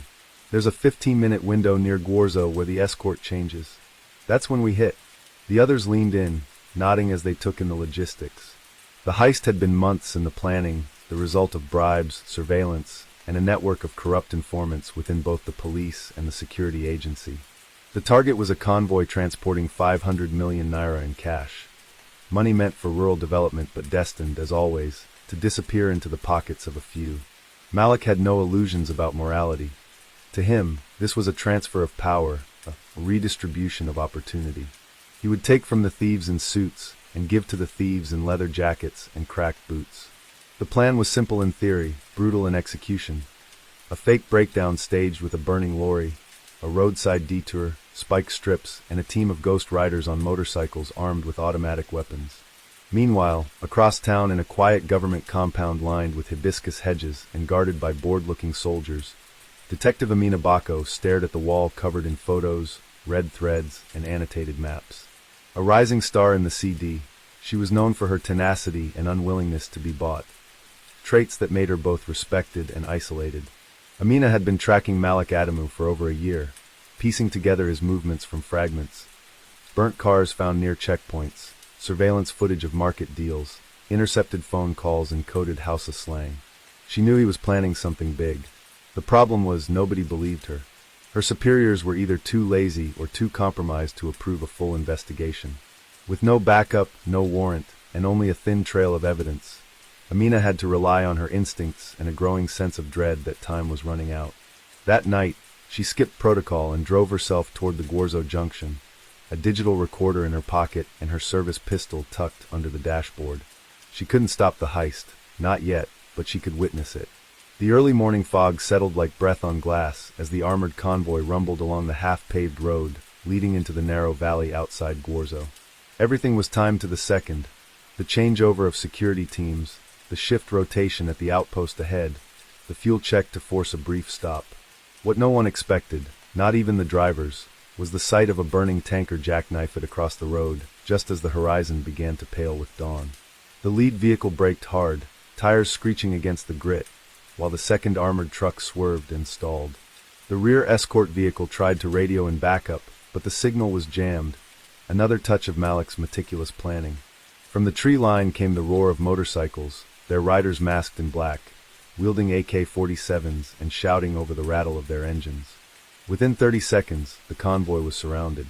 Bullets shattered glass, and flames leapt as fuel tanks exploded, bathing the road in an orange hellfire. Malik moved like a ghost through the smoke, his team working with military precision. The guards were outnumbered and stunned, dragged from their posts, stripped of their weapons, and left bound beside the wreckage. The cache was moved with alarming speed into 3 vans disguised as telecommunications vehicles. Just as quickly as it had begun, the operation ended. The road was cleared, and the vehicles vanished into the winding network of rural roads that led to an abandoned colonial warehouse on the edge of Kano. But they weren't alone. Unseen from a nearby rise, crouched in the back seat of a sand-colored Land Cruiser, Amina Bako had captured everything, faces, license plates, the moment the money bags were loaded. She had kept her distance, hidden behind brush and using long-range lenses. Her hands trembled, not from fear, but from the weight of confirmation. This wasn't rumor. This was war. Back in the city, Malik sat cross-legged in a candlelit room, surrounded by cash and silence. He had pulled it off again, flawless, efficient, and clean. But as he lit a cigarette and reached for his satellite phone, he felt it. An itch, a pressure, a sense of being watched. Across town, Amina was already transferring the footage to an encrypted drive, preparing to send it to international contacts in Interpol who had once mentored her during her early training. She knew her own department would bury it, or worse, sell it. Within 12 hours, the footage would be out of the country, but the price would be steep. Malik's men were already looking for her. Someone in the CD had leaked. Her phone rang once, an unknown number, and then went dead. She knew what that meant. Amina grabbed a bag she had packed weeks ago for just this scenario and left her apartment by the back alley. She no longer had time for procedure. The footage she held could either dismantle a criminal empire or become the reason for her disappearance. Malik, now realizing someone had tracked him, deployed every contact, every bribe, every favor he was owed. And yet, deep inside, a part of him respected her. This wasn't personal anymore. It was survival. For both of them, their paths would cross again, sooner than either imagined. And when they did, only one would walk away. The rain fell in sheets over the outskirts of Abuja as Amina Bako ducked into the doorway of a crumbling warehouse. The roof dripped steadily, creating puddles on the concrete floor where rusted machinery slept under tarps. She had changed her SIM card 3 times, switched cabs twice, and deleted every digital trace she could think of. But still, they were close. Her chest tightened every time headlights passed. Somewhere in the capital's underbelly, Malik's men were watching intersections, bribing phone clerks, tracing faces with the latest black market facial recognition tech from Eastern Europe. But Amina had one final play left, a direct meeting with Jean-Paul Rousseau, an Interpol liaison operating under diplomatic cover from the French embassy. The footage she carried wasn't just damning. It tied Malik's operation to half a dozen illegal arms shipments funneled into conflict zones across West and Central Africa. It was the missing piece Interpol needed, and she only had one shot. Meanwhile, Malik paced the tiled floor of a luxury apartment 10 stories above a government district, overlooking neon-lit streets that sparkled through the rain. He wasn't the kind of man to panic, but this wasn't panic, it was fury. The footage was a threat, not just to his business but to his reputation, his mythos. In his world, fear was currency. If someone exposed him and he did nothing, the entire web of loyalty he'd built, through bribes, favors, silence, would collapse. He could already sense cracks forming. A call unanswered here. A courier arrested there. The system was shifting. His only move now was elimination. Find Amina, erase the footage, and send a message so brutal that no one would ever try it again. But Amina didn't scare easily. When she finally sat across from Rousseau in a dimly lit cafe, she looked him straight in the eye and slid the encrypted drive across the table. "You have 36 hours, she said. "After that, it goes to the BBC and every anti-corruption platform with a pulse." Rousseau nodded, impressed by her resolve. "You're brave," he said. "Or foolish." Amina smiled. "You don't get justice by waiting for it to come." That night, she didn't return to her apartment. She stayed in a safe house provided by Rousseau's contacts, and by dawn, the footage had reached Geneva, Brussels, and Lyon. Malik's world collapsed within the next 72 hours. Interpol, in coordination with local law enforcement units they could still trust, froze his offshore accounts and raided several front businesses. The warehouse in Kano, burned to the ground by his own men. The bribes, the favors, the loyalties, they all evaporated as men turned on each other. Malik fled to the northern borders, then to Niger, but the net was closing. On the 12th day, a drone image placed him in a remote village outside Maradi. On the 14th, his convoy was ambushed, not by the police, but by a rival syndicate sensing weakness. He was never found. Some say he escaped to Libya. Others say he died in that dusty exchange of gunfire and betrayal. But Amina didn't care. Her job wasn't revenge. It was truth, and she had delivered it. 6 months later, her name would be whispered in newsrooms and classrooms, printed in journals and dossiers. Some would call her reckless, others heroic. She received awards, offers from international organizations, even invitations to speak in places like Geneva and Oslo. But she declined most of them. Her next target was already in motion. Another city, another syndicate, another Malik. Because in the end, crime never sleeps. But neither does justice. And she had become its quiet shadow. Let's jump to next story. Story 8. Whispers of Quito. The city of Quito sat high in the Andes like a wound too proud to heal, cloaked in fog and Catholic guilt, its colonial bones stretching under centuries of quiet violence and louder prayers. In 2010, the city was split between old and new, sacred and savage, where bishops walked past broken attics, and imported SUVs brushed against rusting buses filled with tired ghosts. In the old town, stone churches watched over markets as they always had, silent sentinels to sins confessed and crimes never spoken aloud. It was there, near the edge of La Ronda, that the first body was found, beneath a flickering streetlight, head tilted toward the cathedral, eyes wide open as if to ask God one final question and expect no answer. Detective Alejandro Mina had been back in Quito only 3 months, and already the city felt heavier than he remembered, like returning to an old, abusive lover whose perfume still lingered in the walls. He had spent 6 years in Guayaquil chasing traffickers and bodies that floated in the Guayas River like bloated secrets. But Quito was different, quieter, colder. Here the crimes wore suits. Here the killers sent flowers after. The man found in La Ronda was not the first to die that week, but he was the first to die publicly. Young, maybe mid-30s, with an imported watch still ticking on his wrist and 2 bullets cleanly placed just below the jawline, execution style.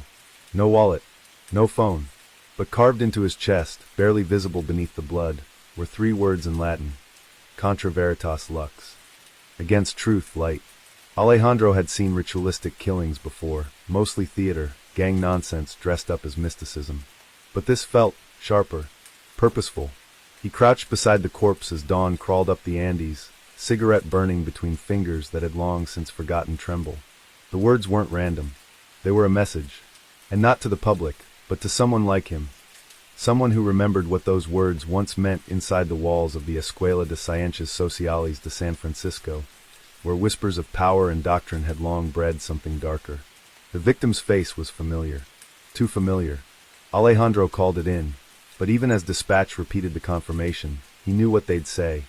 Dr. Miguel Arizaga, former ethics professor and occasional advisor to the Ministry of Justice. Quiet, respected, recently retired. No scandals. No enemies. No reason to be dead in the street like a criminal's warning. But Alejandro knew better. No man who spoke about truth that loudly died of natural causes in Ecuador. By noon, the higher-ups were already uncomfortable. Press was sniffing. Ministry aides were making vague calls. "Keep this out of the papers," they said. Miguel was a respected man. "This can't look political."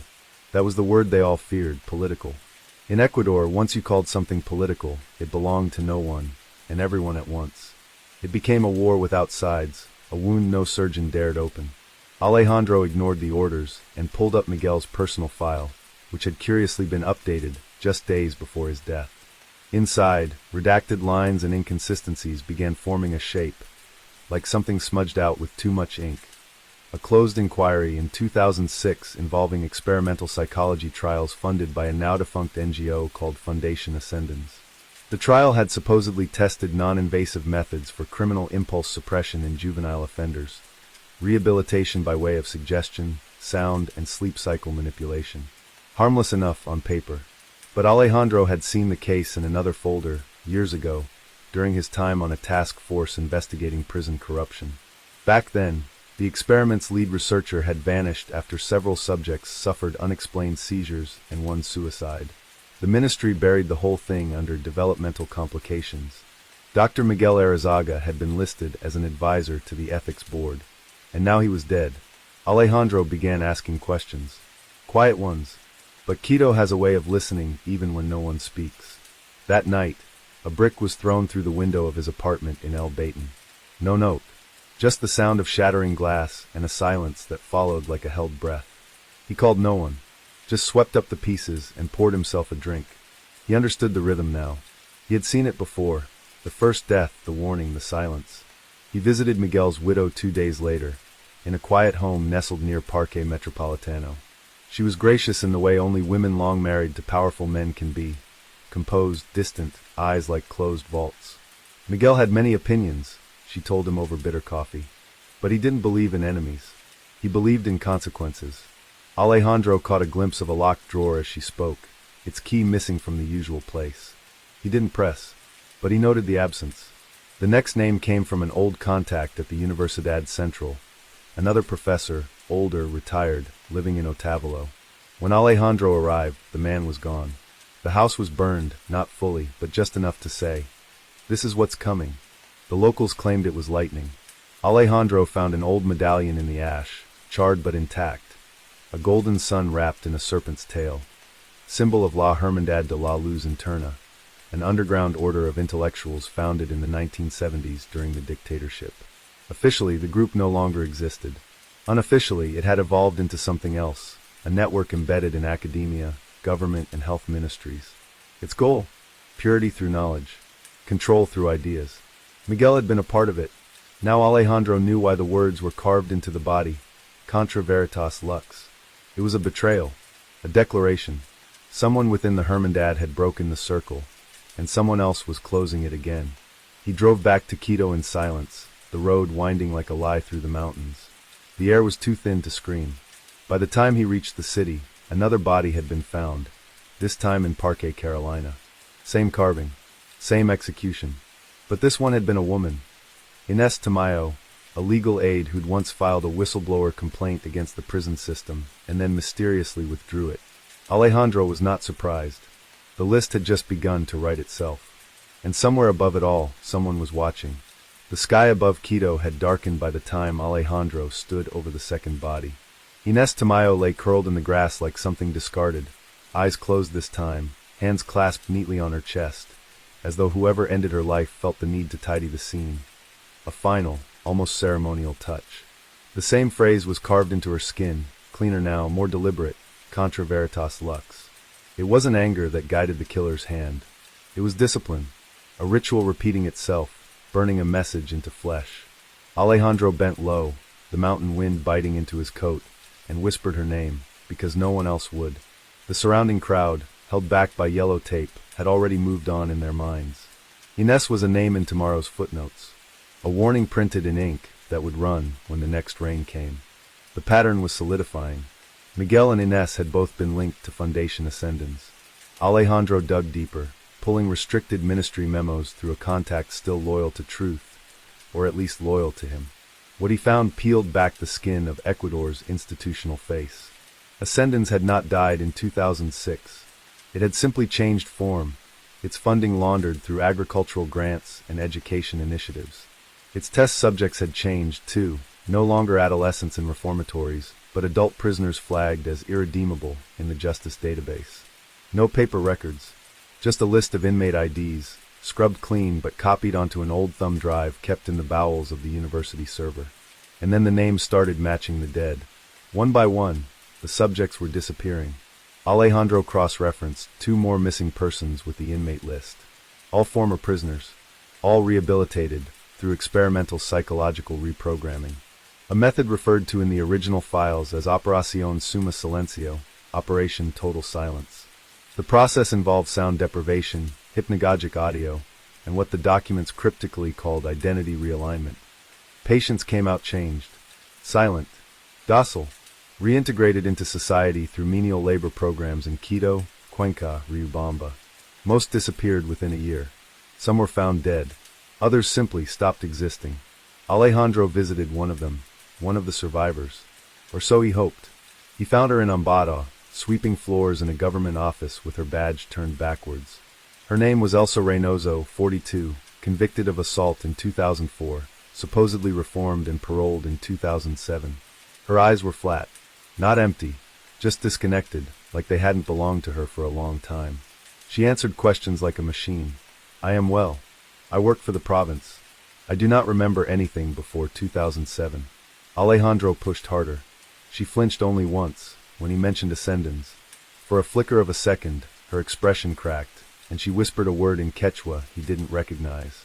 He recorded it, had it translated later. It meant echo that does not return. Alejandro drove home with his hands gripping the wheel hard enough to whiten his knuckles. He wasn't just chasing a killer. He was chasing the aftershock of an experiment that had gone too far, had crossed into something irreversible. The second he realized that, he also realized he had become a threat. Not to some nameless assassin in the dark, but to them, the ones who had built this system and cloaked it in silence. And when a system feels threatened, it doesn't send assassins. It sends laws. It sends blackmail. It sends someone you once loved, with a badge, telling you to stop digging. They didn't knock. 3 men entered his apartment that night, dressed like lawyers, walking like soldiers. No identification. One spoke in perfect legalese, quoting sections of a newly resurrected anti-corruption directive. Another handed Alejandro an envelope with an offer he didn't open. The third man remained silent the whole time, just watched. That was the one Alejandro feared most. This is your final warning, they said. The country doesn't need another scandal. It needs quiet. And then, like shadows, they vanished. He didn't sleep. Instead, he watched old interview tapes, recordings of Miguel Arizaga from university lectures. One stuck out. In it, Miguel spoke of moral engineering, the idea that a nation could program obedience into its people through controlled exposure to guilt and erasure. The question isn't whether we should control minds, Miguel had said. It's whether we can afford not to. The crowd had laughed nervously. Now the laughter echoed like prophecy. The next morning, Alejandro found his desk at the police station reassigned.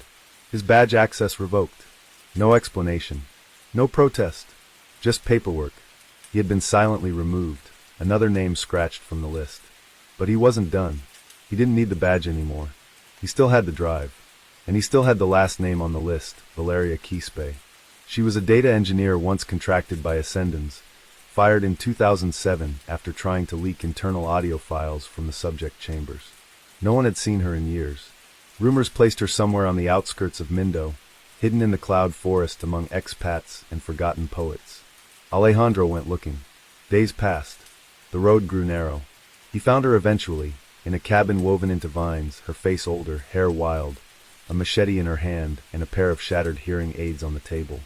She didn't speak at first, just stared at him, then said, "They can't find me. Not anymore." The sound still lives in my skull.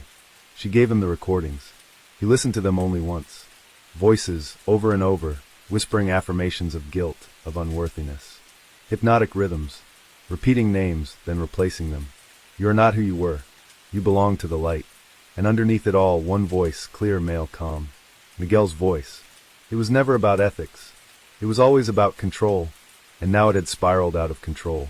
When Alejandro returned to Quito, he sent everything to 3 journalists he trusted. Then he waited.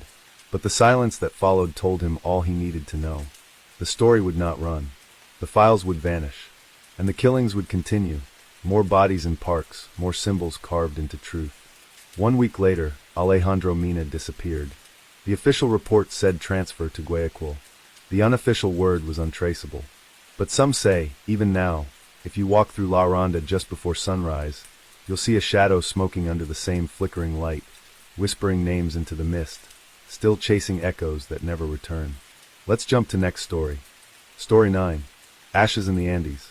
In the sweltering lowlands of Ecuador's coastal city of Esmeraldas, the air in 2001 hung thick with gasoline, fear, and something more elusive, secrecy. The town, battered by debt crises and political instability, had learned to speak in codes. Police officers nodded in silence, neighbors whispered behind half-closed shutters, and children grew up knowing that asking the wrong question could make a mother vanish. On Calle San Mateo, near the rusted port where half of the tuna trade moved in crates that smelled faintly of cocaine, a body was found one pale morning in January, doused in kerosene, unrecognizable, burned to the bone except for the molars. No one claimed to know him, but half the neighborhood locked their doors tighter that week. Detective Lucia Guerrero had never wanted to return to Esmeraldas. Born there in 1966, she had fled the city after her brother's disappearance in '89, trading coastal heat for the colder civility of Cuenca's stone streets. But after years on the force and a forced demotion tied to an unauthorized interrogation, Lucia found herself back in the place she had escaped, called in as an outsider to a city that had never wanted her back. Her badge didn't shine here. It only attracted attention. The burned body was labeled John Doe by the lazy, overworked medical staff, but Lucia found 2 small clues at the scene the others ignored. A silver chain melted halfway into the skin, and a cigarette but foreign Turkish blend, the kind sold only in a few specialty import shops frequented by smugglers and white-collar parasites. The autopsy revealed the victim had been dead before the fire, shot cleanly in the back of the head. Execution style. Professional. Not a crime of passion, but one of purpose. The body had been burned as a message, not an afterthought. But who was it for? She dug deeper and uncovered a name buried in the paperwork of a shipping manifest. Marco Elias Viteri, a maritime customs inspector last seen leaving his office 2 nights earlier, known for being meticulous, incorruptible, and lately missing. Word in the port was he had started asking questions about a new cargo firm, Pereira and Sons Exports, which had sprung up with government backing, offering too-good-to-be-true contracts for transporting agricultural goods. No one had ever seen a shipment arrive or depart. Just paperwork, signatures, government seals. Lucia asked to see the records. She was denied. The official word was national security. That was always the shield, always the phrase they used when crime dressed itself in government suits. She tried unofficial routes, calling in a favor from her ex-partner Jorge in Guayaquil, who still worked customs surveillance. 3 days later, he sent her a sealed envelope, smuggled through an old informant disguised as a fisherman. Inside were grainy photos, copies of manifests, and one damning document. A payment authorization from the Ministry of Interior approving $200,000 to Pereira and Sons for anti-narcotics logistical support. The irony burned hotter than the corpse. When Lucia tried to confront her local precinct chief, she found her desk empty, her files missing. Her apartment had been tossed, nothing stolen, but everything touched. A warning. She carried no illusions about protection. In Esmeraldas, cops disappeared like children in floods. The only thing that kept her safe was that no one knew what she knew. Not yet, but someone had started to guess. She was followed for 3 nights, cars with covered plates, men in caps who walked too close and stared too long. On the 4th night, a brick shattered her window with a note wrapped around it. Leave it. Viteri was nobody, but Lucia knew better. Viteri had uncovered something, and for that, he had burned. She returned to the port, walking the edge of the warehouses under moonlight, and found a small building with no sign, padlocked but humming. Inside, through a broken ventilation slit, she saw pallets. Not of coffee or rice, but boxes marked with red excess, military code for seized contraband. Except these weren't being seized. They were being moved. Lucia tried to contact the national press. No answer. The newspapers were paid. TV networks were silent. She called Jorge again. The line cut mid-conversation. She was alone now. The crime wasn't one murder. It was a system, a web of logistics and silence, woven by men in office towers and backed by men with guns. And someone was making sure every loose thread was snipped before the whole thing unraveled. That night, she found a photo slid under her door. Viteri alive, standing beside a smiling man Lucia recognized as General Matteo Zambrano, former Minister of Public Security. The photo had a time stamp, only 1 week before the death. It had been taken inside the warehouse. It confirmed everything. Viteri hadn't been killed by criminals. He'd been killed by the state. And now, so might she. The morning after the photo appeared, Lucia didn't go to the precinct. She knew it was no longer hers, if it ever had been. Instead, she disappeared into the maze of Esmeralda's old colonial district, where the houses leaned like gossiping old women, and the power lines buzzed with more secrets than electricity. She changed her routine, took side streets, slept in borrowed rooms above shuttered cafes. She kept the photo close, folded in the lining of her jacket, its edges already softening with sweat. She didn't trust phones anymore, or computers, or the silence of her fellow officers. Trust had become a currency long out of print. But she did trust Camilo Ortega, an old friend of her father's, now a half-blind printer who still ran a mimeograph press behind a bakery downtown. Camilo had published underground protest bulletins in the 70s when the military regime was still snapping bones in basements. He printed the photo for her in duplicate, then in triplicate, handing her envelopes filled with copies like a priest handing out communion. "If they come," he said, "make sure someone else knows. Never let the truth die with you." Lucia gave copies to 5 people. One she mailed to a human rights lawyer in Cuenca. Another she slipped beneath the door of the only honest journalist left in Guayaquil. The rest she stashed bus depots, church pews, the hollow of a statue's base at Plaza Civica. If she was going to vanish, her shadow would not. But she wasn't done. There was one place left she had to see with her own eyes. Finca Mirasol, a compound inland, owned by the Pereira family, high in the sugarcane hills where signal died and secrets thrived. Rumor said the finca had once belonged to a Colombian general who vanished in '89 after a scandal involving land seizures and narcotics trafficking. Rumor also said the property's boundaries were now patrolled not by private guards, but by soldiers without insignia, men who walked like they had killed with impunity. Lucia arrived just before dusk, alone in a borrowed pickup, the photo rolled and hidden in a hollowed-out tire jack. The gates were open. The guards didn't stop her. They knew who she was. It was a message, "Come in if you dare." She parked beside the chapel, its stained glass cracked, and walked straight into the main house, past the fountain, past the dead-eyed maids, into a world scrubbed clean of guilt. Inside, beneath an oil painting of Bolivar, sat General Matteo Zambrano, sipping a guardian like a man in his living room, not a fugitive from morality. "Detective Guerrero," he said without standing. "You've been busy." She didn't answer. Not yet. Not until he confirmed it. "Viteri," she said. He nodded. "Idealistic. Stupid. He had his uses, but he overstepped." "You burned him alive." He shrugged. "I burned evidence. The body was just unfortunate timing. She wanted to shoot him. She thought about it. She even reached into her coat, slowly, deliberately. But Zambrano didn't flinch. He just sipped again, eyes never leaving hers. "Do it," he said. "And then what? They'll find you with the gun, and you'll be next week's headline. Rogue cop kills national hero. And everything we built here continues. Another cargo firm. Another inspector. Nothing changes." Lucia let the silence fill the room like smoke. "You trafficked more than drugs," she said. "You moved people. Weapons. Foreign money. You signed death certificates with diplomatic pens." "Correct," he said. "And we kept this country stable. Unlike our neighbors. We paid off the right judges. Fed the right ministers. Stability requires dirty hands. You think you're the good guy." He smiled. "No, señorita. I know I'm not. But I also know history forgets the blood. It remembers the results." She left without speaking another word. There was nothing more to learn. She had confirmation. But she also knew what came next.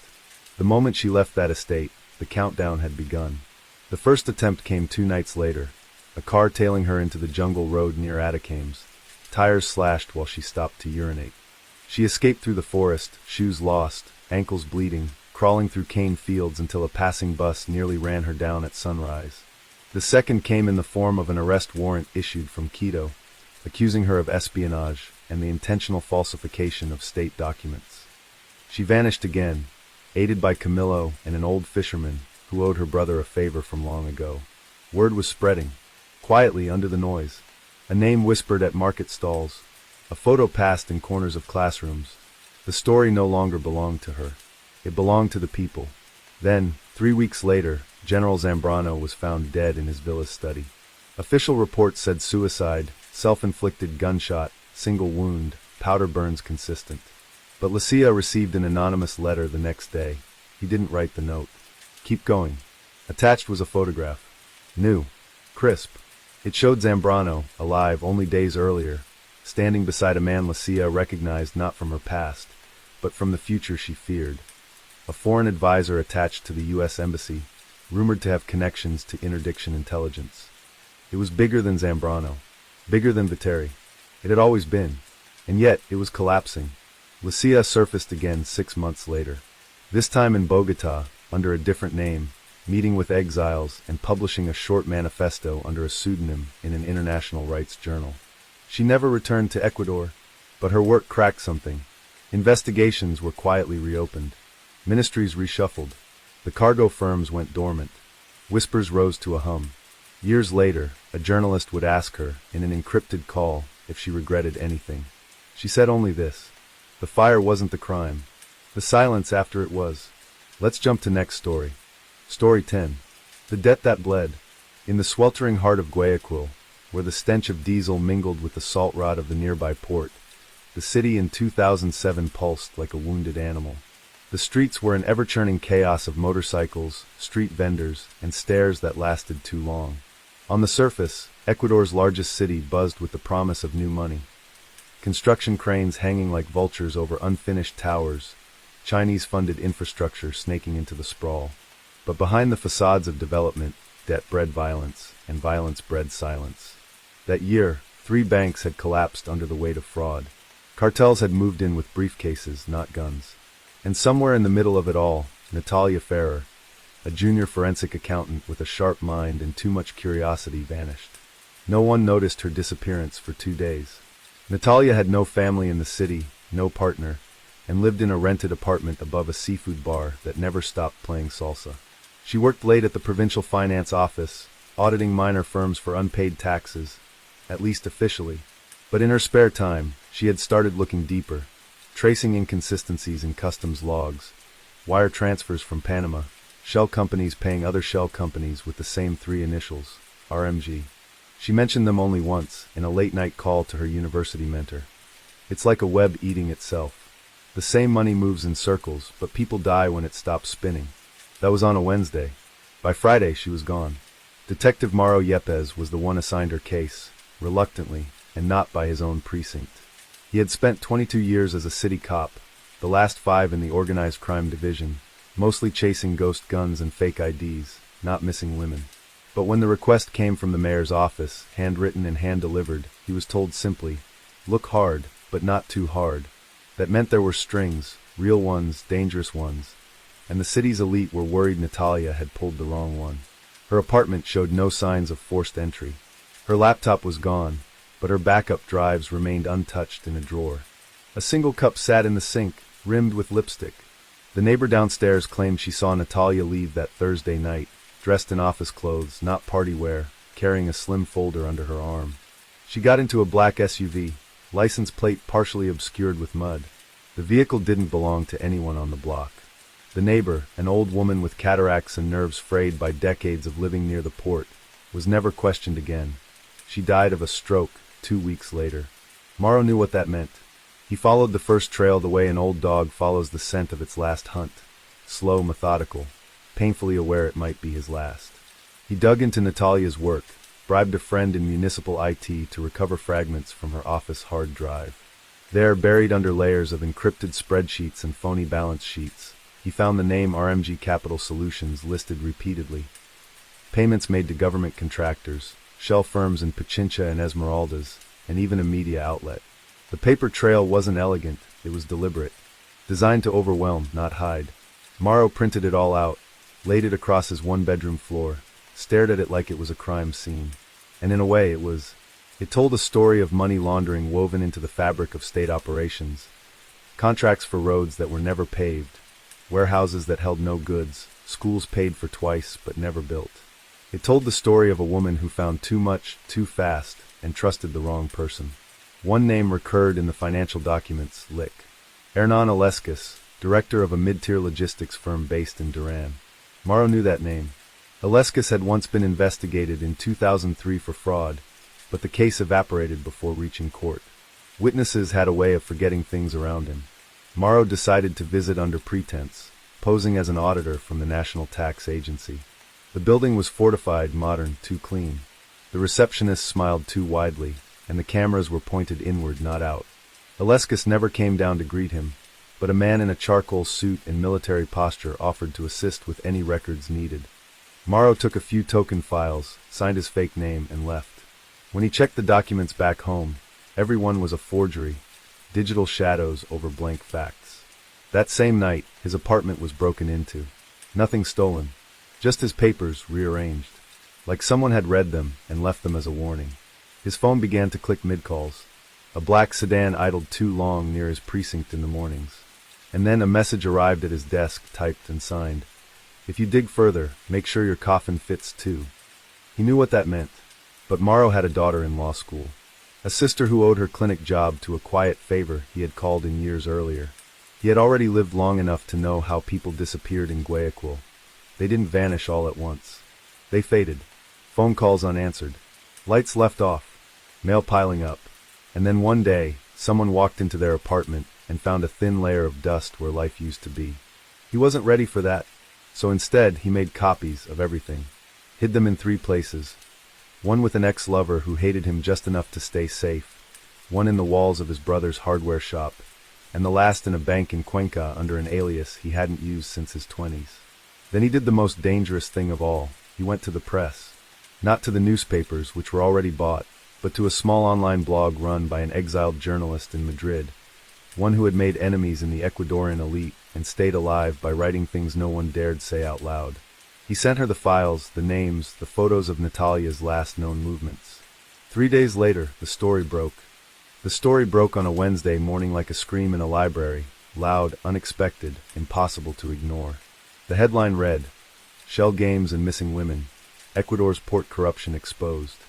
It ran on a small Spanish-language blog hosted in Madrid, barely known to the public, but the names it printed sent shivers across continents.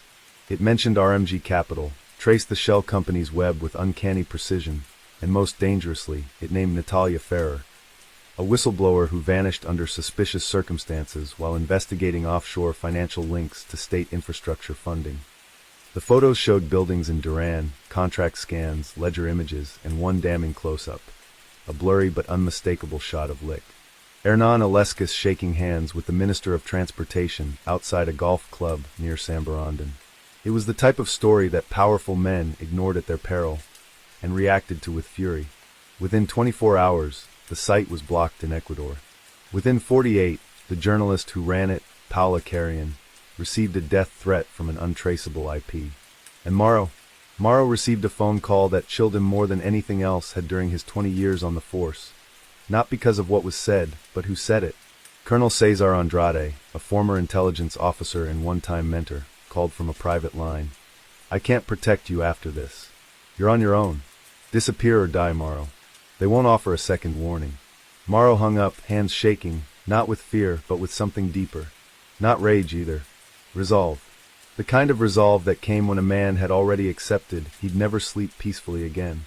The kind Natalia must have felt, alone in her apartment, just days before someone took her into that black SUV. He changed phones, burned the one he'd used. He avoided his usual haunts, shaved his beard, and withdrew cash in odd increments from accounts he hadn't touched in years. The files were out now, the damage was done. But he had one card left to play. The story had triggered something, a ripple effect. An internal investigation opened quietly in Quito, likely for optics, but it forced the government's hand. The president issued a lukewarm statement about transparency in all infrastructure partnerships. Behind the scenes, though, fires were being set. 2 minor accountants from the finance ministry were found dead in what police claimed were separate suicides, despite the fact both were last seen together at a cafe near the marina.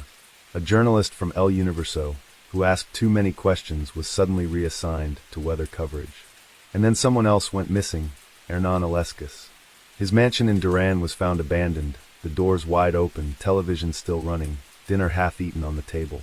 No blood, no struggle, no signs of robbery. It was as if he had simply stood up and walked out of his life. The official statement was that he fled prosecution. But Morrow didn't believe that. Men like Alescas didn't run, they were removed. Cut from the board when their usefulness expired.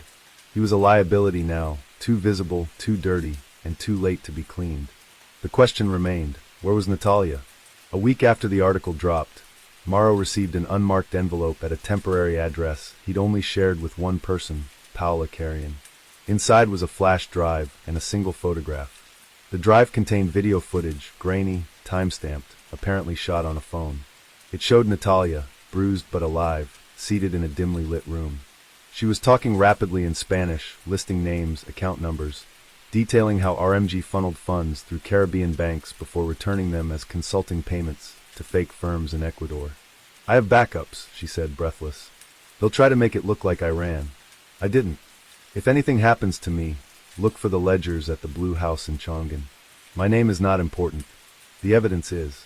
The video ended abruptly. She looked into the camera just before the screen went dark, not with fear, but with a plea. A kind of quiet defiance that pierced Morrow's chest like a nail. She hadn't given up. She had trusted someone somewhere to finish the job. The photo in the envelope was older, surveillance style. It showed Natalia and another man, Guillermo Ronquillo, a mid-level manager at the Port Authority, flagged once for accepting bribes but never prosecuted. He'd vanished in 2005 and was presumed dead. But here he was in the photo, seated with her on a bench, handing over a small flash drive.